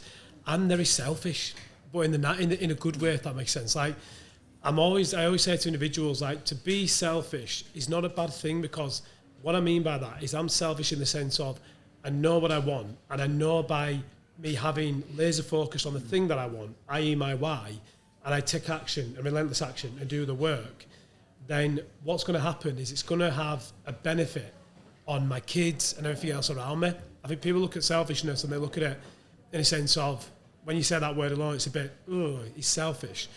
Would you ever say you had an element of selfishness to yourself and in your life to achieve these kind of things? Because like I said, you've said it and you've said it earlier. So many people who can say one thing and another, but it does hold that kind of characteristic trait of having that selfishness to listen to your own self and take those actions because you know that it's going to have and hopefully, like I'm trying to achieve, a positive effect on everything else and those around me. Yeah, I think, like you say, selfishness has such a negative connotation to it. And but I think it's only negative if it has an arrogance attached to it as well. Yeah. You can be selfish, but in the sense of you're working towards something. And you said the word is the why. So one of the big takeaways from my keynote thing is I think what I call the 5 pillars of performance, and the second one is, for me, it's never about the goal. The goal is the target, it's what you're trying to hit. I always try to get people to understand the why. Yeah. So it's the why, because it's the why that drives us forward. That's the passion. That's the thing. So I had a why, and that's the thing that I used. That was what the selfishness comes from. I knew what I wanted to achieve, but there was a reason. There was a why, and the why was the driver, and that was the thing that meant I wasn't going to go out drinking with my mates on a Friday night. I wasn't going to Ibiza for 2 weeks with them on a lads' holiday. Do that now. Yeah, I wish. Yeah, but so, and that's why I always call them, that they were life choices. Same thing. It's selfish is not necessarily. It can be the life choices you make, because it's about helping you get to where you want to get to. But you don't have to be horrible with it, right? Exactly. I think it's that. There's certain TV programs out there where it's perceived you've got to be really selfish and arrogant and horrible if you want to be successful. Some of the most successful people are really nice, right? And they have a lot of time for other people, and they accept that people fail and make mistakes. And I think that's all part of it. And so you set there. You can call it selfishness, you can call it self-awareness, you can call it drive, you can call it your passion, you can call it your why. It's about knowing what you want to achieve and knowing that actually you're going to have to put some things in place if you want to do it, right? That's going to have to take some focus, some time, some of your energy that can't go elsewhere, but you can do it in the right way. What's your why now, Danny? My why is, so keynote speaking is my profession, or like doing the facilitated stuff with teams. It's being the best version of that I can be. The competitive side is still there. You want to be better than the speaker they had the year before, right? You want to be the best speaker. Podcast guest Of course, I hope so. Yeah. You want to. So that drives me to keep delivering, keep creating new content with the speakers. I'm a parent of 3 children, trying to be the best dad I can be, trying to just trying to get the most out of life. Because when you've got kids, you can't just do all the stuff you want to do now. You're living your life what they want to do. So that's my why, really. It's just I still set myself challenges to give me a reason to train and get fit. I'm running London Marathon again this year. Nice. So that's always a strange one when you're a runner, because expectation is high, but I'm a half miler. 26 miles is a long way. So I'll be plodding around the London Marathon, hopefully all the way to the finish. So I've ridden a bike from John O'Groats to Land's End. So I still set the challenges that give me a reason to train, but I have no interest in pushing myself in sport anymore. It's about trying to be a bit fitter, trying to be a bit healthier, trying to look after myself. I like how you've gone from the shorter stuff to the longer stuff. Was there any in between bit there? No, well, I don't say I enjoy the long stuff. I mean, the London Marathon. He did say he finishes it in 2 days. Yeah. It's a long day for me, the London Marathon. It doesn't. I always remember my first one in 2012. I did all the interviews before the race, and they said, "Oh, we'll catch you at the finish, Dan." I finished the race, or the race wasn't a race for me. I finished the run. And they've got the clipboard with all the names on it, the people they want to get, and they come up to me. I said, "Oh, do you need the interview?" And they went, "We're off air." I was out there that long, but just finished it now. That's what yeah. So it is that. It's just, for me, it's just still continuing like the mindset I had as an athlete. So I have this thing, I call it the athlete's mindset, and it's that whole high performance piece. It's that whole greatness piece that you talked about. It's that, how can I be better each and every day? So if I do a keynote, it's about, okay, so how can I improve that next time? If I if I do a podcast, it's like, what would I do different next time? So it's always about that. What can I learn? What can I move forward on? Because I think if you're always learning, you're always moving forward. You seem like you're not scared to step out of your comfort zone, and you're comfortable in those uncomfortable moments, and that's a big, I'd say, key trait of myself. I would say even unique from me, just personally to you. And I think that's what a lot of people miss, don't they? When they get themselves in the deep dark hole in life, whether it be financially, whether it be just business or whatever it may be, it's those uncomfortable moments that make you or break you, I believe. Yeah. And I believe, but that's the thing that paints the picture that ultimately creates the masterpiece. So what advice would you give to people in business life and everything, in those uncomfortable moments, those scared moments of doing things that they don't necessarily want to do, but they know they need to do it? Well, I think there's the dark, uncomfortable moments. There's the ones we put ourselves in, like if we're stretching ourselves and we're trying to expand and grow, and so we're stepping out that comfort zone into that stretch zone. You know, we're going into there. Or there's the ones we find ourselves in for various reasons, like you say, financial, or you suddenly lose your job or something like that. And, you know, found myself in those situations as an athlete and in a career as well. Things have gone wrong, so you find yourself in them. And it's the same way I came back from the accident, really. It's just one step at a time, right? So yes, there's a bigger picture. So when I aimed for Athens even, I didn't just focus on Athens. It was one step at a time, right? These little stepping stones, these breakdown goals that I had to do to get to that. Because if you're moving forward, it's positive, right? Yeah. Even if it's one little step. So if we're putting ourselves into an uncomfortable situation because we want to grow, then it's about putting those steps in place. I know where I want to be. I don't want to be here anymore. I'm going there, right? So what do I need to put into place to enable me to get there? What are the little steps? I break down my Athens goal. You said about like between Sydney and Athens, it was 4 seconds. Me and AO worked out it was 4 seconds, which is massive on the track. Oh, yeah, right? It's a lifetime. It's an eternity. It's an unsurmountable mountain. But AO said it's not 4 seconds. It's 1 second a year, right? But even that is 7 or 8 meters on a track, right? So I imagine when you're already running as fast as you can, you're already training as hard as you can. You can't train more. You train smarter. You tweak things. So then we go to half a second every 6 months, and all of a sudden, and then we went even better, like quarter of a second every 12 weeks. That's how we broke it down. A quarter of a second every 12 weeks. Every day trying to be better than was the day before. Every day trying to find 100th of a second. Of course, you can't do it every day, but you have to have the mindset of how can I be 1% better each and every day to enable you to achieve it a percentage of the time. So, and then in amongst that is the process we need to do. So what do we need to now put in place? Do I need to be fitter, stronger, faster? What elements do we need to work on? So you have all these goals working towards this big goal in Athens, so you can see yourself moving forward each time. So you can see these little wins. And it's the same with the dark places. So when I found myself after the accident, yes, I had a period of time when I was struggling, but then it was like, okay, so now I want to get my rugby. It wasn't about playing rugby. It was about just getting back to the rugby club, right? Hanging out with my mates, chucking the ball around, running around a bit. That's where it started. When I got to that stage, it was like, I wonder if I can play again. So we set up the first game. And the first game was just this big benchmark, right? So if that didn't work out well, I would have almost finished rugby on my terms, right? Yeah. I would have said, right, I've played my last game of rugby, but I chose when that game was. But it worked out okay. I played. So I carried on playing rugby. And then eventually I went back to athletics. As I said to you with the athletics, if it didn't work out, I would have gone back to rugby, but faster. Then with the athletics, it was like, I've made the team. What can I do next? Well, maybe the podium looks a bit more fun. Yep. What do I need to do to get on a podium? If it doesn't work out, well, still go back to rugby. When I got on a podium, it's like, third's all right. But the guy in the middle has a lot more. He gets the national anthem and everything, right?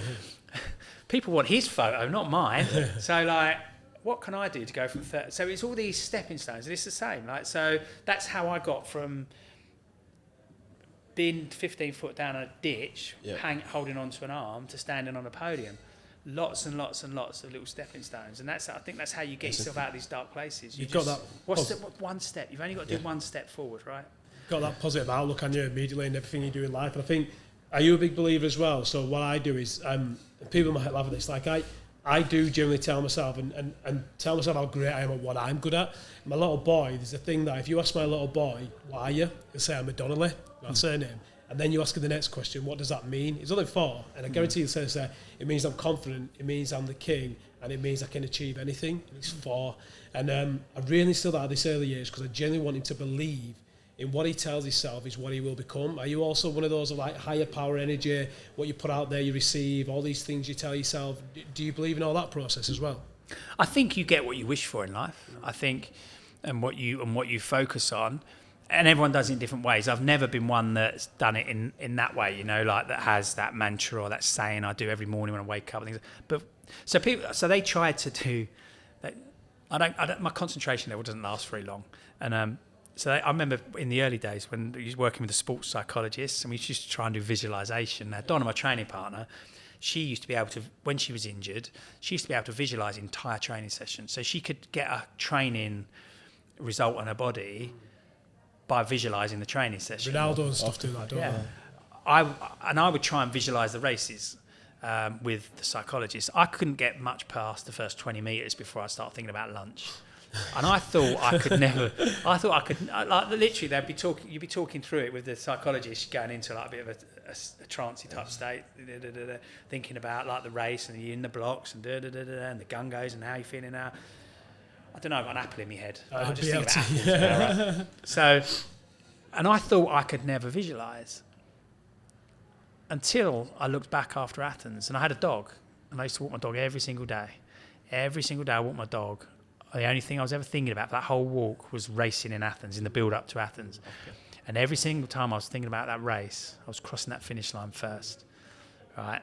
So I was doing it, but I did it my way. Yeah. And I think that's important. You find your way of what makes you feel strong and great and powerful, and that was mine. I didn't even know I was doing it. I was just walking along daydreaming really about winning in Athens. But what I was doing, it wasn't just a daydream without reason, because I was actually visualising all the different ways I was going to run that race and the athletes I was racing against. So I was doing what the psychologists had tried to get me to do, but I was doing it my way. Yeah. And so I was doing it. So I do believe in it. I do believe that you've got to believe in yourself, and you've got to visualise it in one format or another. You've got to kind of see it to be able to reach it. But you find your own way of doing that, what works for you. Yeah. You have to find your own way. We spoke about it earlier on, that everybody's had their... If I tried to follow the same path as you, I'm not going to follow it step by step and perfect. You're going to have to find your own way at some point. So that's... And I do. I think that's the key, and that's what I coach. I coach one-to-one now, so with certain people, I don't really work with people who are working towards something and really driven. So... And I think that's why that works, because coaching is not about telling someone how to do it. It's about helping them find the way. Exactly. And that's why I love it, because you help them find the way. Yeah, I think that's, and maybe you'll agree, like I think when people look at business coaches or even in a sport or whatever type of coach, that I feel like the best coaches, and I feel like my attribute is what you've just said there, is getting them to find their way, but me being that encouragement. I can show you a process in the system and a path and how to grow your business and where to action it. But ultimately, it's more about me getting you in a position to action it. Yeah. Do you know what I mean? And be able to do so. Look, wrapping this up, and we've got some quick fire questions here. But before I even do, I just want to say, like, what an amazing story that is. Do you know what I mean? From what you took us to where you are is just unbelievable. And then the medal. I've been on an emotional roller coaster, put it that way. I know, yeah, it's been up and down. Well, look, we do a quick fire. We wrap things up with a bit of light-hearted fun, right? So, a couple of questions for you. Favourite pre-race pump-up song? Did you even have one? What was it? Oh, yes, exactly, I did, yeah. There's Anxiety by the Black Eyed Peas, Never Fearing Your Enemies. All right, always played that before I started my warm-up. Sing it. Can you sing it for us? I don't fear none of my enemies. Yeah.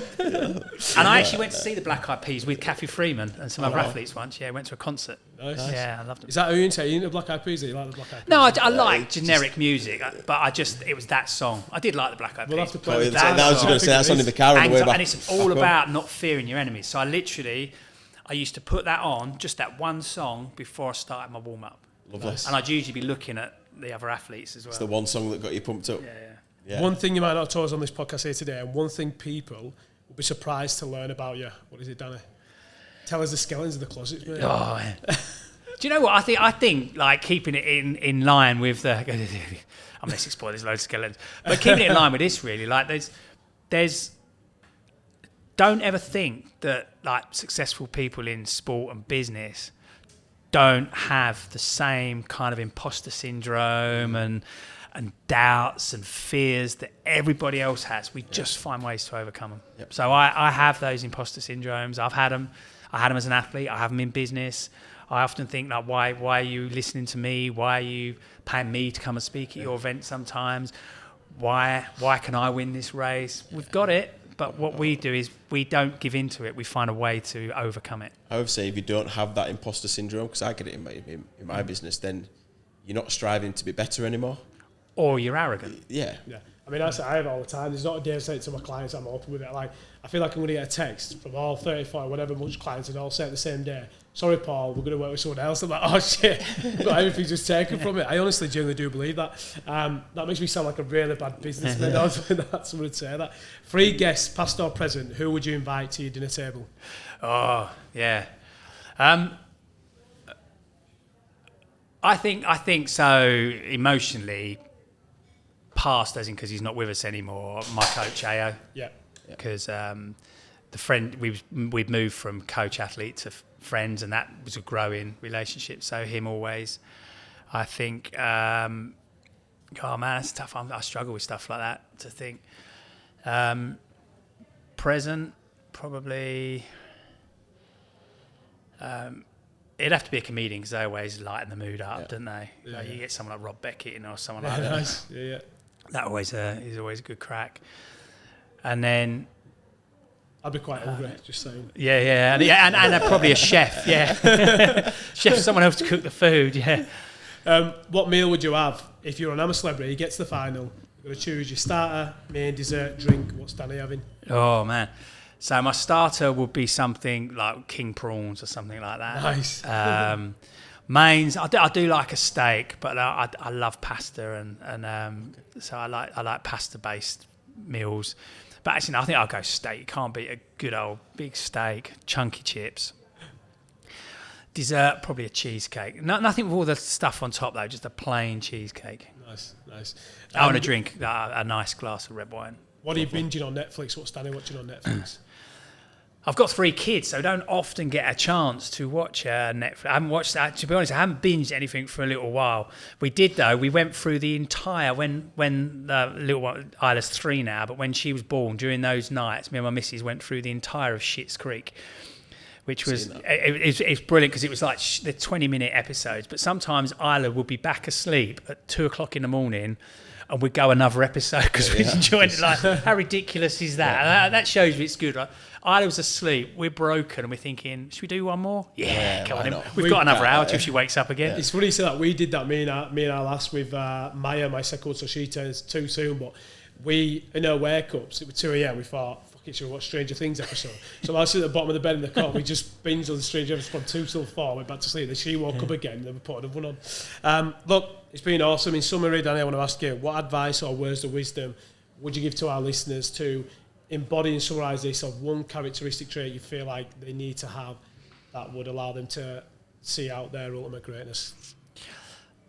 I think it's that if you do one thing, it's start every single day with that mindset. How can I be better than I was the day before? What can I learn from today and take into tomorrow? How can I be 1% better? Because if you do that, you're always moving forward. Lovely. Pleasure. Thank you very much. Thank you. It's been awesome. Thank you very much. Thank you. Cheers. Appreciate it. That was brilliant, mate.